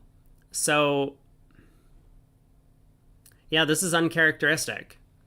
Because if we look at... Hold on, let me pull this up while we have a minute on break. So, whoops. I'm kind of in the way, but behind my webcam is table 4 is Zhang against Lewis. The first 2 sets yesterday, Zhang actually won with the sponsor sitting in. And now they've lost these 2. Maybe a bit of mean reversion. I think that's what it's called, mean reversion. But yeah, now they're back in a tied match. This one's going to be real close. Rest of the scoreboard we can see midway through the set. All right, here we go. Regression to the mean. Mean regression. That's the word, right? Mean regression. There we go. We figured it out. The sponsor was in 1 and 3 and 5 and 6. Okay, thanks. But yeah, they had their biggest win in the first segment yesterday when the sponsor was playing, so they will have their work cut out for them, but I think they can manage. A spade, a no trump forcing, 2 hearts, 2 spades.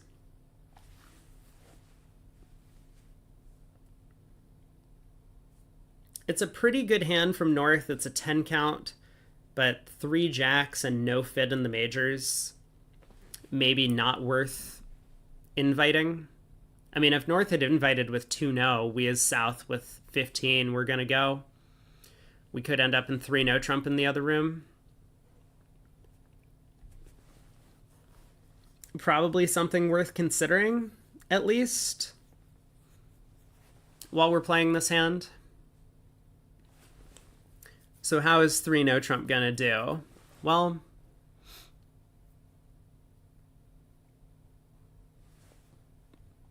the opponents give Smith signals. I don't know if this 5 of spades should be Smith. I mean, it probably should be, I guess.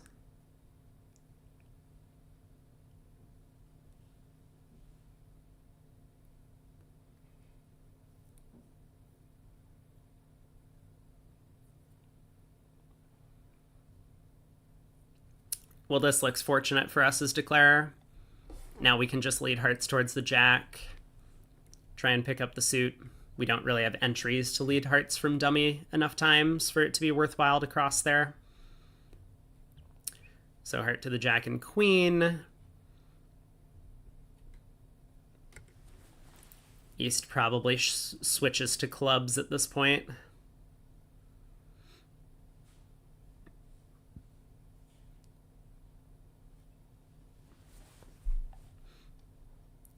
I wonder about how honest that 7 of hearts count card will be. Like, obviously on this auction, the defense would like to know if declarer has 4 or 5 hearts. But in this specific instance, it feels a little bit less valuable for it to be count. Because I think it's just going to help declarer out much more than it's going to help the defenders. So we've played a heart to the king.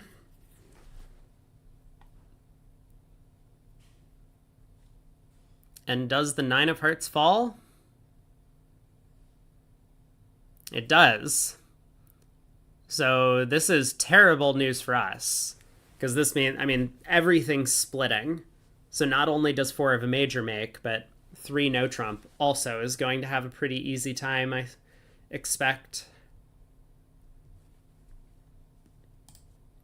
All right, waiting for all tables to finish the hand. We are still way ahead of the other rooms,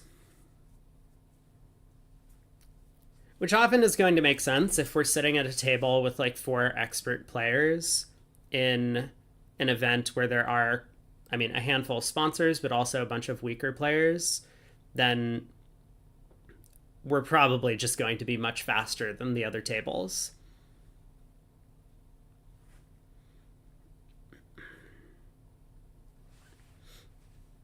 But this can't feel good for Lewis. So Zhang picks up 1.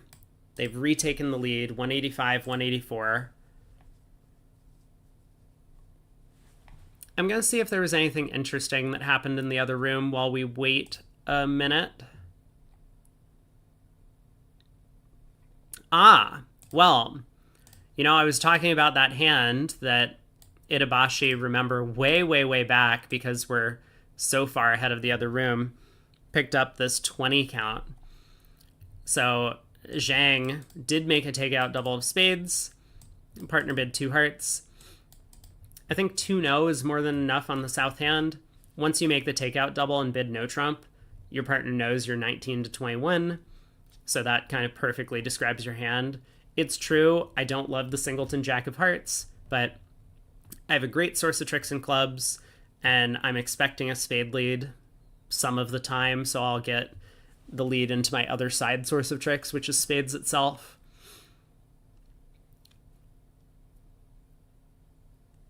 Anyway, 3 no trump ended up going down 2, and so that was a big pickup for Lewis.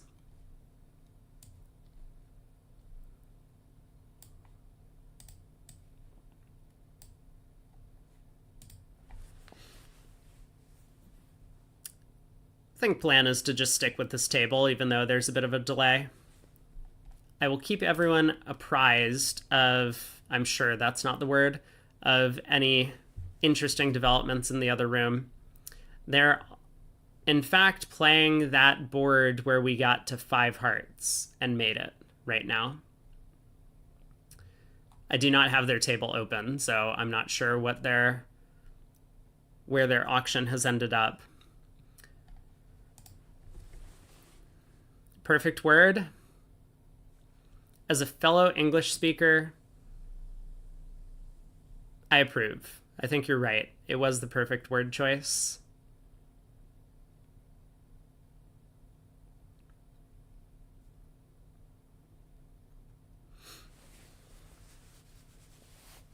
Three boards to go. 3 boards to go.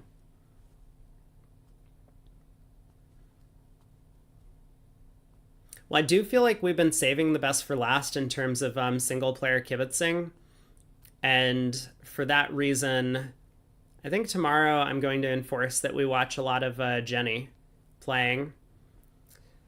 Because I had purposely put her off during the round robin and so far today, or during the quarterfinals, but we do want to watch her play at some point.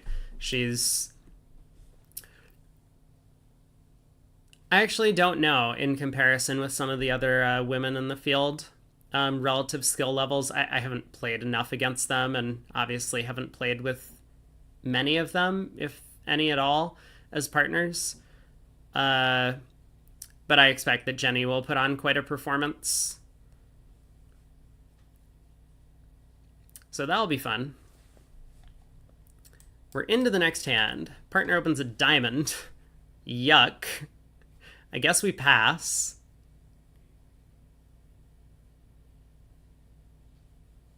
I've never had a good heuristic for when I want to respond to one of a minor with effective garbage. Like with a 4-card major, I would often do it, but it's like, is it better to pass if I have diamond length? Is it better to pass if I have diamond shortness? And what sort of high card point requirements would I want for either of those decisions? So spade by West, our partner reopens with double, no surprise. Redouble on our right. I think we should bid 2 diamonds. Just to... I mean, I guess we could pass if that's understood to not be to play. I'm always nervous about passing out these redoubles because most of the time I think passing it out should be to play.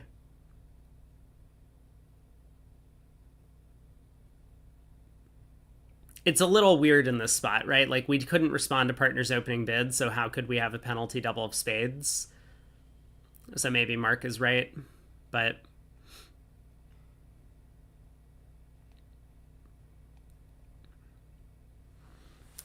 Two spades. All right, partner, stop bidding. You've had your fun, and there we go. 2 spades, I'll pass.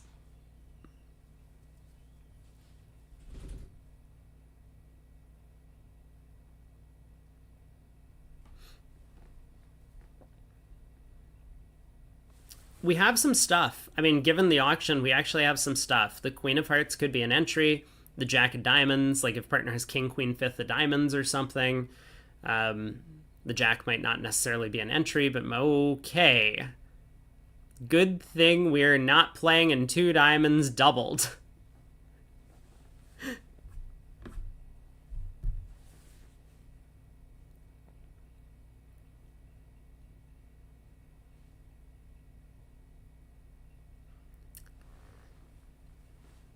Queen of Spades is an interesting lead.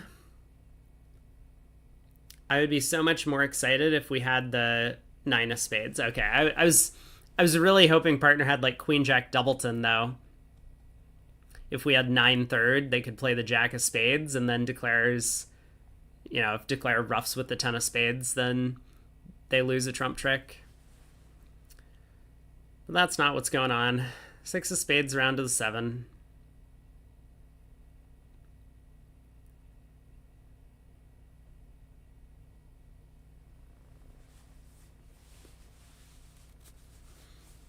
I like the Jack of Diamonds play. That should be suit preference. Declarer has to, or partner has to know that declarer is leading a singleton diamond up there. And it looks like our partner worked it out.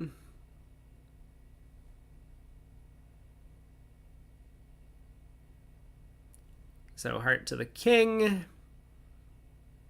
Now we'll see the King of Diamonds cashed for a heart discard, I guess.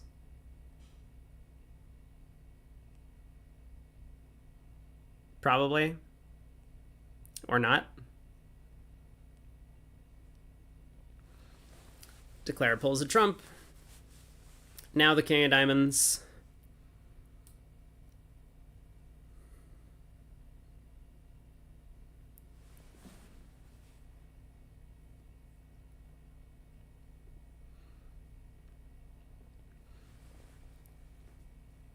So Declare does have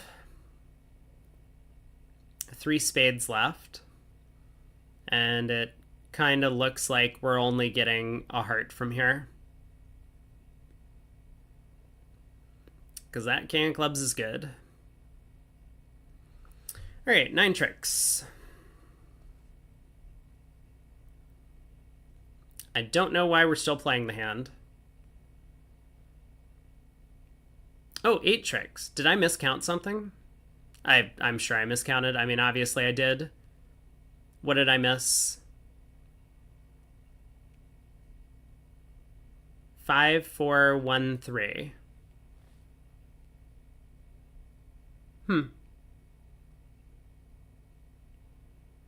I don't know where I went wrong there, but we got all of our tricks, so did Declare. Partner's Queen of Spades lead didn't really work out the way that she had been hoping for. Might have gotten picked off anyway. But Declare would have had a bit more work to do, like if partner just led ace and a diamond. I don't think that's like a realistic line of defense, but it would have worked out better double dummy here. So 2 boards to go in this room. And meanwhile, in the other room, Zhang has once again retaken the lead. They picked up 5 because, let's take a look. Because on the hand where we reach 5 hearts on our cards, the other team reached 5 hearts and got doubled. West opened a club, North overcalled a diamond, East bid a spade, South bid 2 hearts, 3 clubs by West, 3 hearts by North, 5 clubs by East, understandable, and South decided to try 5 hearts over 5 clubs. Big diamond fit, so South knew about the big double fit at this point. I mean, maybe not the big double fit. 3 hearts could be on 3 card support. I mean, I might be nervous as South, but I do understand with the club void. You know, my trumps are so weak that, like, I get tapped in clubs, I try and pull trumps, I get tapped in clubs again, and now, I mean, I might just be going for 800 if trumps are 4-1, but they weren't here. Trumps split. West decided to double with a couple of aces. Not sure I understand the double. Like, West has no surprise for Declare, and the ace of clubs is never cashing on this auction. So West has effectively 1 trick and has doubled opposite a partner that has done nothing other than, like, bid spades and preempt. Well, so that was 5 imps going the way of Zhang. The next board was a push.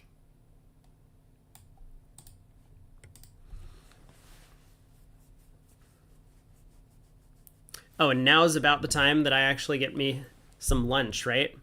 I think we're gonna be super early. Maybe I should hold off on this for like 10 or 15 minutes because I think we'll probably try and jump into some of the other rooms while they finish up play of this segment.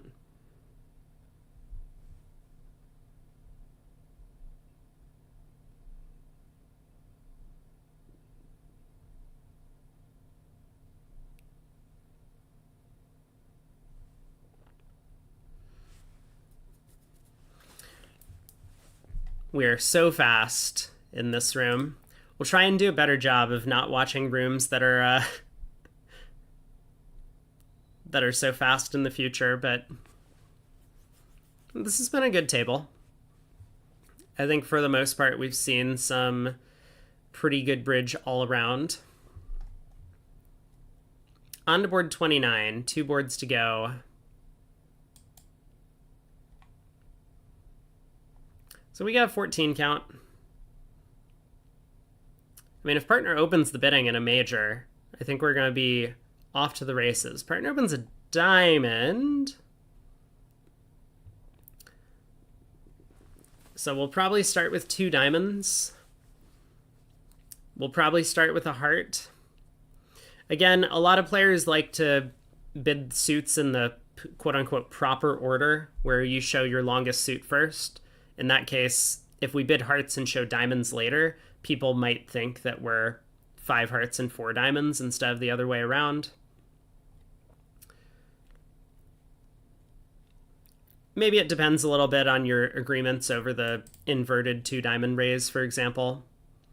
Like here, we can reopen double. And this is also, so if partner bids 3 hearts, this is also a really important discussion point, because I think, and I believe a lot of, the best players would think this as well, that partners should always bid 3 hearts with 4 card support in this auction, regardless of their strength. That resolves this issue where now we might not know if we're in a 4-3 or 4-4 heart fit. And so, yeah, Mark believes that that's the case, that his partner can't possibly have 4 hearts for this 3 heart bid, so he jumps to 5 diamonds.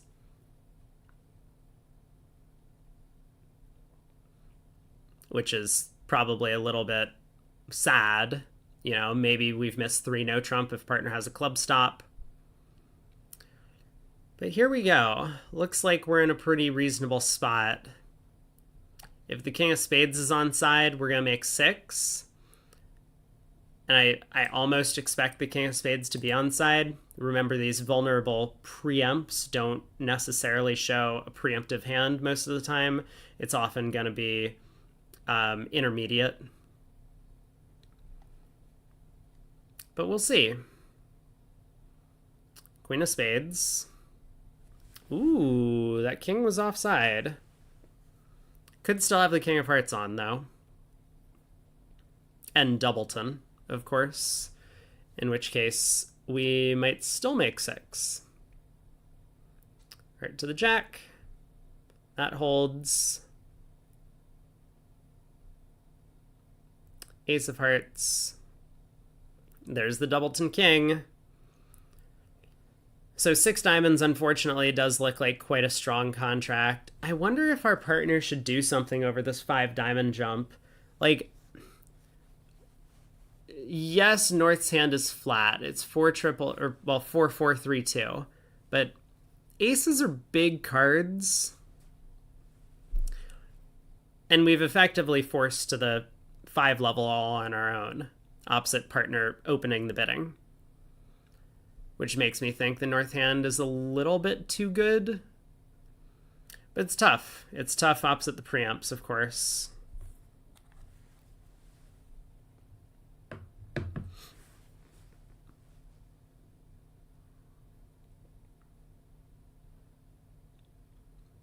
Match points, it's easier to raise to 6. I'm not so confident about that. Like, imagine if partner had king, queen, 6th of diamonds at match points, which they easily could. I mean, I don't think partners should have such long diamonds, but clearly the way Mark and Deezer are playing, they can. Then the opponents lead a club, knocking out your ace. You play a diamond, they win the ace, and then they run 8 clubs against you or something. That's not what we want to have happen. I think it's okay to play in 5 diamonds. Like, if North's hand was a little bit clunkier, like king of spades instead of the ace, and maybe like king jack of hearts instead of the ace jack, now playing in diamonds or playing in 5 diamonds makes a lot more sense. But aces are good cards.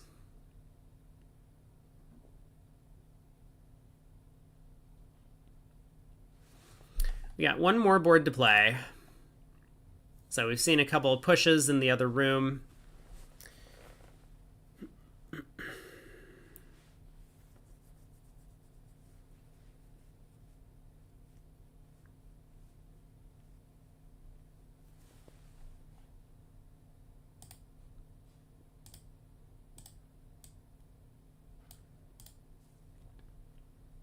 Just gonna move me back over.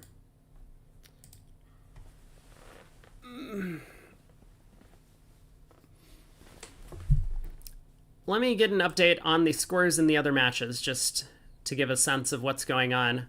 Ooh, wait. Once again, this is so funny to me. This tickles me in all the right places. Like, Pollock first started out by getting a quarter of an imp penalty, and then it turned into like 1 imp, and then 1.5 imps, and then 2 imps. Sorry, you can't see. So, having received, like 4 time penalties, and it only costing 2 imps, feels like a ridiculous punishment. I think these should be more severe. That's my opinion. I feel pretty strongly about this, that just like looking at this on the scorecard, when these are the scores, 2 imps doesn't matter. They can spend an extra 5 minutes and think about something and get like a 1 imp penalty or like a half imp penalty or something. That doesn't seem fair. Like, yes, you're given some allotment of time and you should be allowed to use it, but I think going over, therefore, should be pretty severe. Anyway, that's my opinion on that. So Millens against Ding is somewhat close. Rosenthal is not close. Rosenthal has lost a segment, 28-26 in the third, but that was it.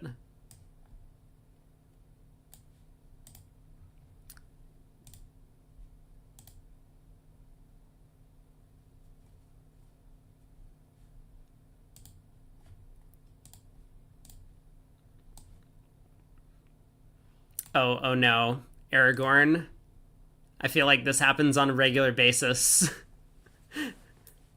It seems like you might be, again, like 30 or so minutes in the past.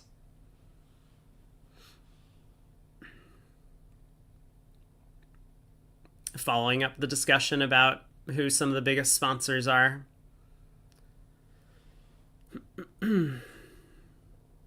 Well, we have 40 minutes left to play one board.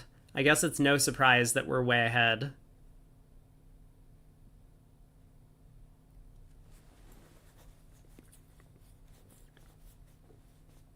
Let me think. What would be a fair penalty that I would be happy with if people go over? Like, I don't think it should cost you the match if you go over. Maybe it should, honestly. I'm used to chess. Like, if your flag falls in a chess clock, you lose. It doesn't matter how good your position is or if we're gonna be, checkmating the opponent in 3 moves. If you run out of time, you lose the match. There's nothing you can do about it. So, last board. We'll go to the other table once we're done here. I just didn't want to like jump back and forth and jump back and forth. Also, setting up the Kibitzer perspective is a little bit complicated if I'm jumping around. So we'll finish out play here, and then we'll head to the other room.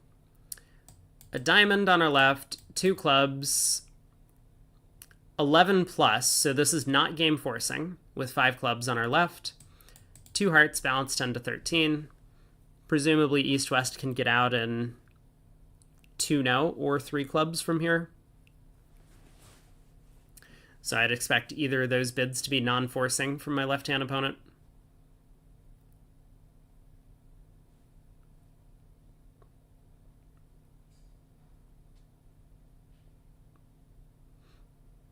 But maybe we just like ease players in with like a flat 10 imp penalty if you go over time, and then for every subsequent minute it's like an extra imp.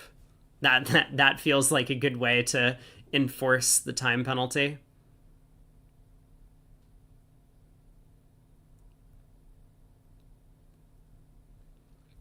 I do agree. I the whole point about it, you spending an extra 5 minutes to get a large swing in your favor, does not seem to be in the spirit of the game.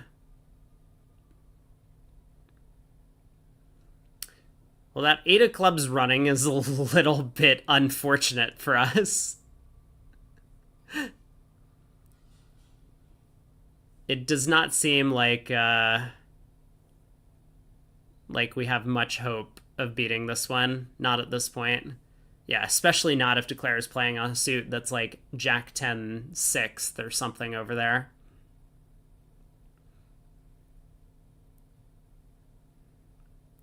There could be stacking penalties, extra 2 imps every subsequent offense, so that like the first time penalty is not terrible, but then every subsequent one is.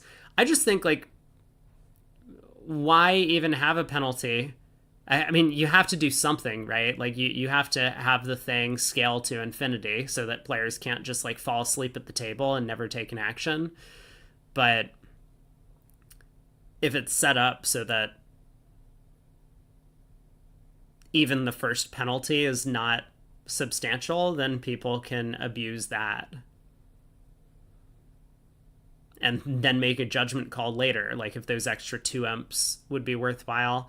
I think there really needs to be like a hard line and flat fee that you have to pay every time you go over, and then like subsequent minutes that you go over can be added onto it. But 10 feels like a reasonable number. 10 is like the amount of a game swing, so you're never going to be in the situation where it would ever make sense for you to run over to try and earn back the 10 imps or something like that.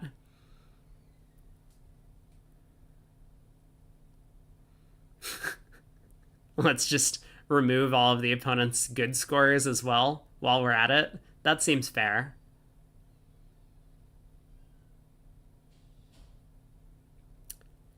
Well, VP penalty happened in the round robin, but in the knockout matches, there's no VP thing that's going on.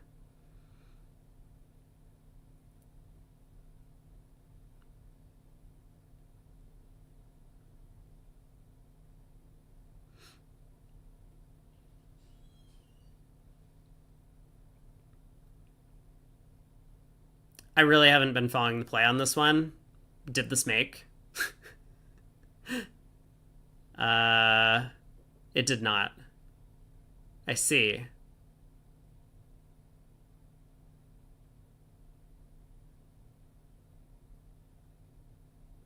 Huh. So, wait a second. Wait. Could this have made? Okay, let's go to the other room. We're out of kibitzing mode. And conveniently, I don't have to refresh because we were kibitzing south this time. I guess we'll find out if that contract has any chance of making. I was not paying careful enough attention. It looks like Declare does have enough tricks.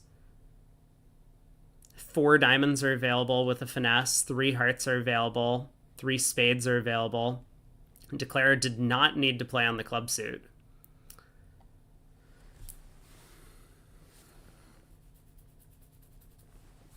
Well, we'll see what happens.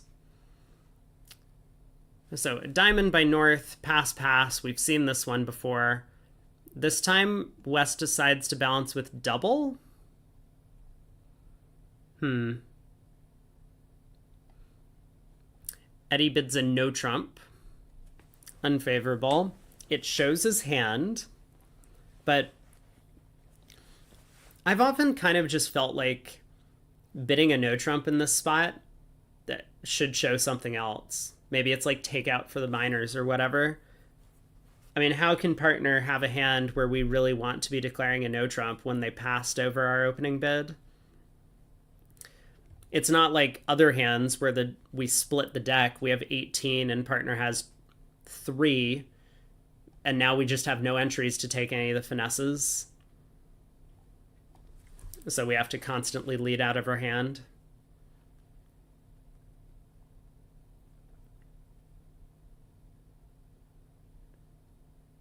I mean, I don't really know what to do with North's hand. But my gut instinct is just, I really don't want to be bidding a second time when I'm vulnerable and partner can't bid.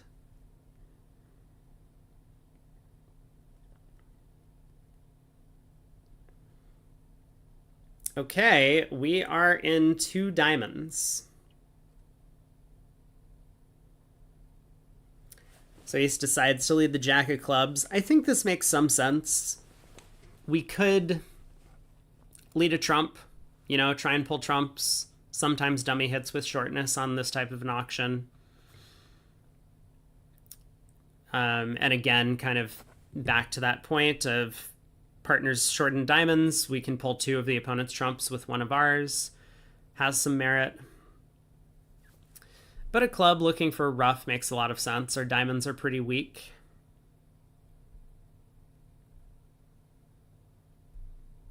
And I believe this is going to work out okay for East-West, because now Cherry can pitch a heart on this trick. West will get in, switch to hearts, and Cherry will be able to void herself in hearts before the opponents can collect a couple of heart tricks. It looks like Eddie's decision to cash the ace of clubs and play another club, that looks pretty weird to me.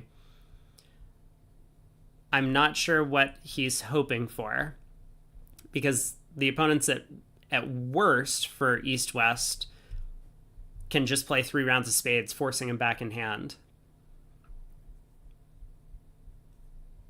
So it seemed pretty natural to lead a heart up and hope to guess the hearts.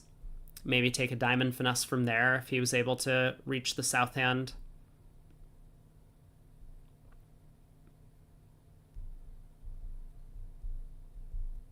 And I don't know if he would guess the hearts. He would probably get it wrong on this auction. You lead a heart, East plays low. You decide the takeout doubler is more likely to have the king than the jack, so you stick in the 10. But it at least feels like a pretty reasonable attempt to score 2 heart tricks and get an entry to dummy.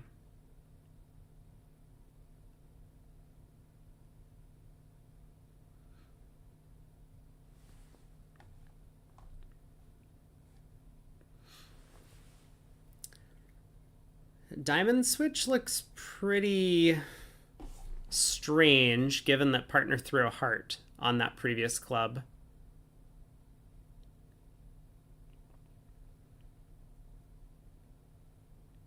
Yeah, I'm not sure how confident I am that we really wanted to be playing trumps there, but looks like it's worked out okay.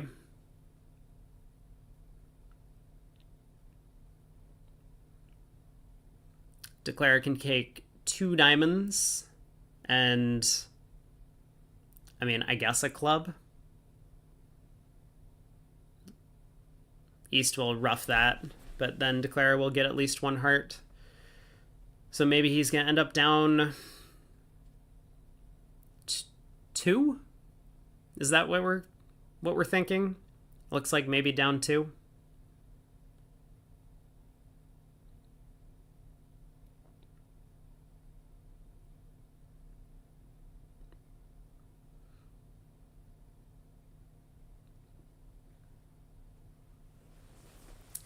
So we exit a club. East gets to rough. And West can keep pitching hearts. So now low spade seems fine. But wait. If North unblocks the queen of spades on this trick, do we not think that a spade back, East is going to win the 10 and then the ace and be unplayed? Heart 2 was wrong because their convention card says standard signals. I see. But you still probably want to, like, partners pitching hearts to try and get a rough, right? If East has nothing in hearts, then fine. Play back a heart, Declare has ace king third. We'll still try and give partner a heart rough. It might take a while, but maybe we can make that happen.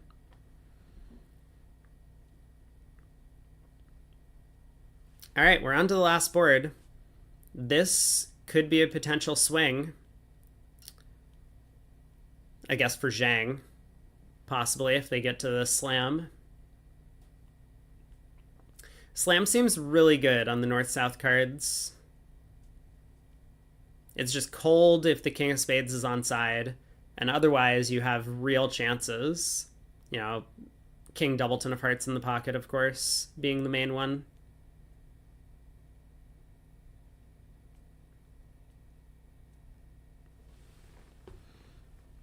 So both tables start with a diamond a heart. No one likes bidding their long suit first.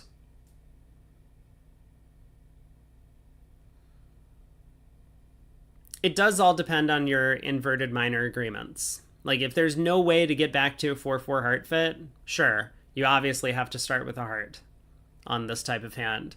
But I think a lot of players will have ways to come back in and find their heart fit.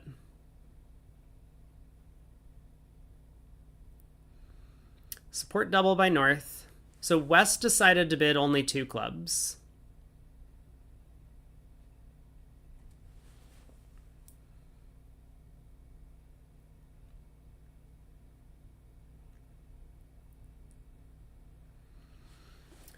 Three clubs by South, just establishing a game force. May as well.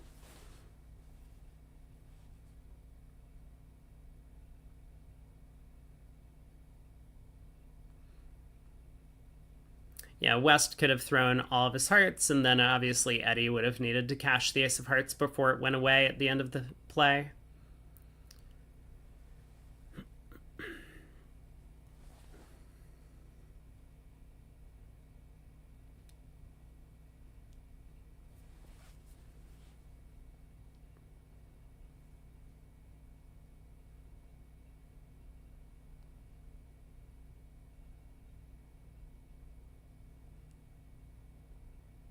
Okay. 3 spades is a bid.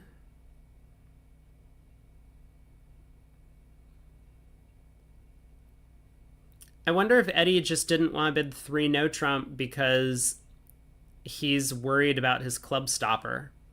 He has no source of tricks, and he knows his club stopper's getting knocked out, and it's pretty likely that West has either a diamond card or some other entry. Well, there's 5 diamonds. Yeah, this auction has a bit of a different feel than the one in the other room. Here, it kind of seems like North has made some sort of forward-going noises during the auction, even if technically he hasn't. So I don't think I blame North at this point for passing out 5 diamonds. He's going to be disappointed to find out that partner has this good of a hand over here.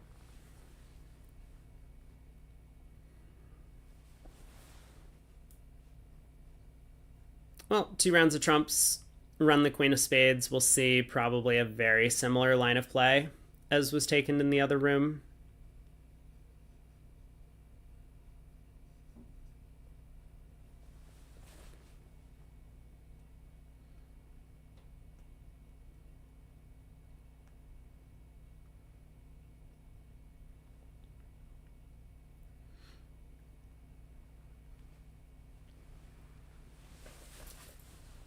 Queen of diamonds. Sure. You know, just in case, right? Checking for lurkers. Alright, heart to the jack, ace of hearts, and we will see a claim for 12 tricks. There it is. So 1 board left to play in this room. Keeping an eye on the scores. The Millens match is actually quite close as well. I think these might be the 2 matches we'll focus on. Rubinstein against Pollock is also getting, I mean, not super close, but it's less than 50 for Rubinstein. And Rosenthal is still managing to comfortably carry their over 100 imp lead.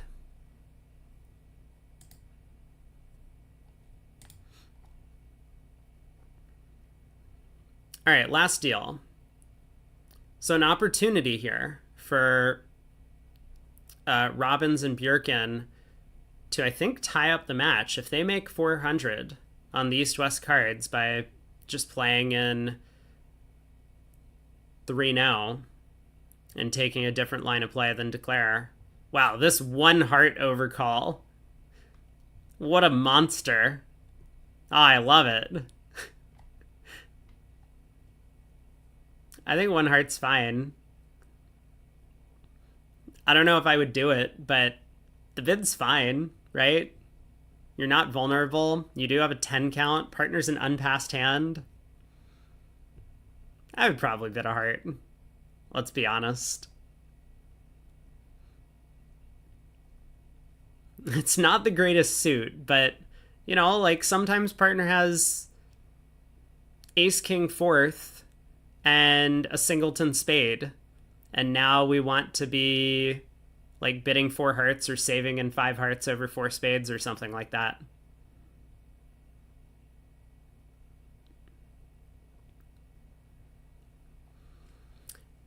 Okay, 2-0, 3-0. So I think Declara might be forced to fall into the right line of play on this one.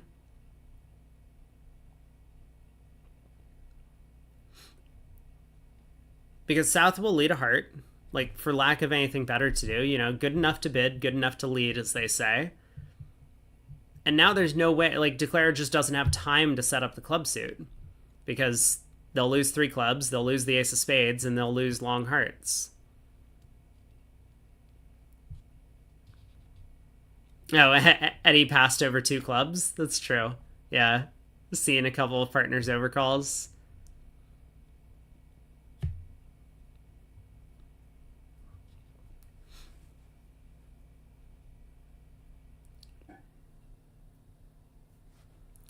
You opened straight flush and hearts, 6 to deuce, and you ended up in 6 hearts. How did that work out for you? Hopefully partner had some good trumps. Partner's sitting over there holding like ace king queen of every side suit and tables like jack 10 9 fourth of hearts, and they're like, I hope your trumps are pretty good, pard. Partner had ace king queen. Nice. So yeah, I think Declara just has to lead the 10 of spades.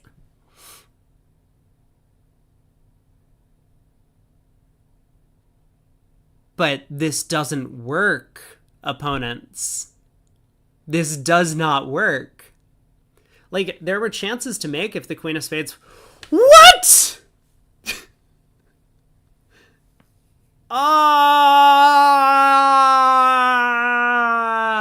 Why are we still playing clubs? I guess it's safe now, right? It might be safe now. Wow, I like swallowed a hair. I wonder where that came from. Is it safe to play clubs? I guess it is now.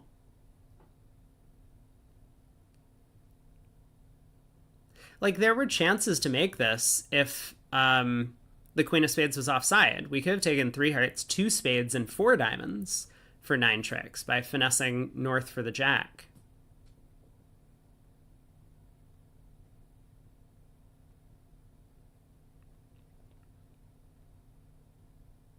I don't think South assumed that partner had 4 hearts. I think South saw partner's club card, and they're probably playing Smith, and read it as discouraging and switched to the only other suit that she thought she should switch to, which was spades. That's my guess. Well, wait, what's going on? Oh, dummy is like basically high. Okay, Declare has 9 tricks. Okay. And by dummy, I mean Declare's hand. Whew.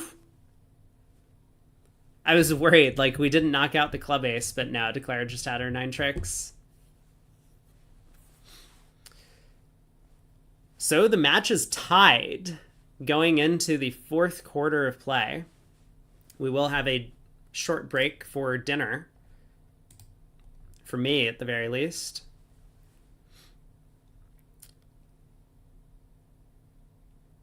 But 196 all. 30 boards left to play will decide this matchup. These teams were seeded as the 4 and 5 seeds, which had absolutely no relevance to where they ended in the round robin. Oh, 10 imps. Did I miscount something? I probably miscounted. So Lewis actually has a 1 imp lead. For the first time in a very long time, in fact. It might have been Lewis has never led. But let's look at the scores. We do have a couple of boards still yet to come in, like in the Millens match, for example. But Zhang against Lewis is going to be the match to follow. Millens against Ding could be close. 21 imps separating those teams, and Ding is on a run today. Millens started out up by almost 50, and now that match is not exactly even, but it's getting there. Rubenstein against Pollock. They've finished their segments, so Pollock is back by 48. Not insurmountable, but they can make the comeback. Rosenthal against Ivaturi. We could see a concession in this one. It's possible. I don't know if the players will want to play. I don't think the Ivaturi team feels any obligation or desire to play out matches that are hopeless. They don't have young players on the team. Everyone's been here and is probably just like tired of getting clobbered. But maybe they'll play through the full sets.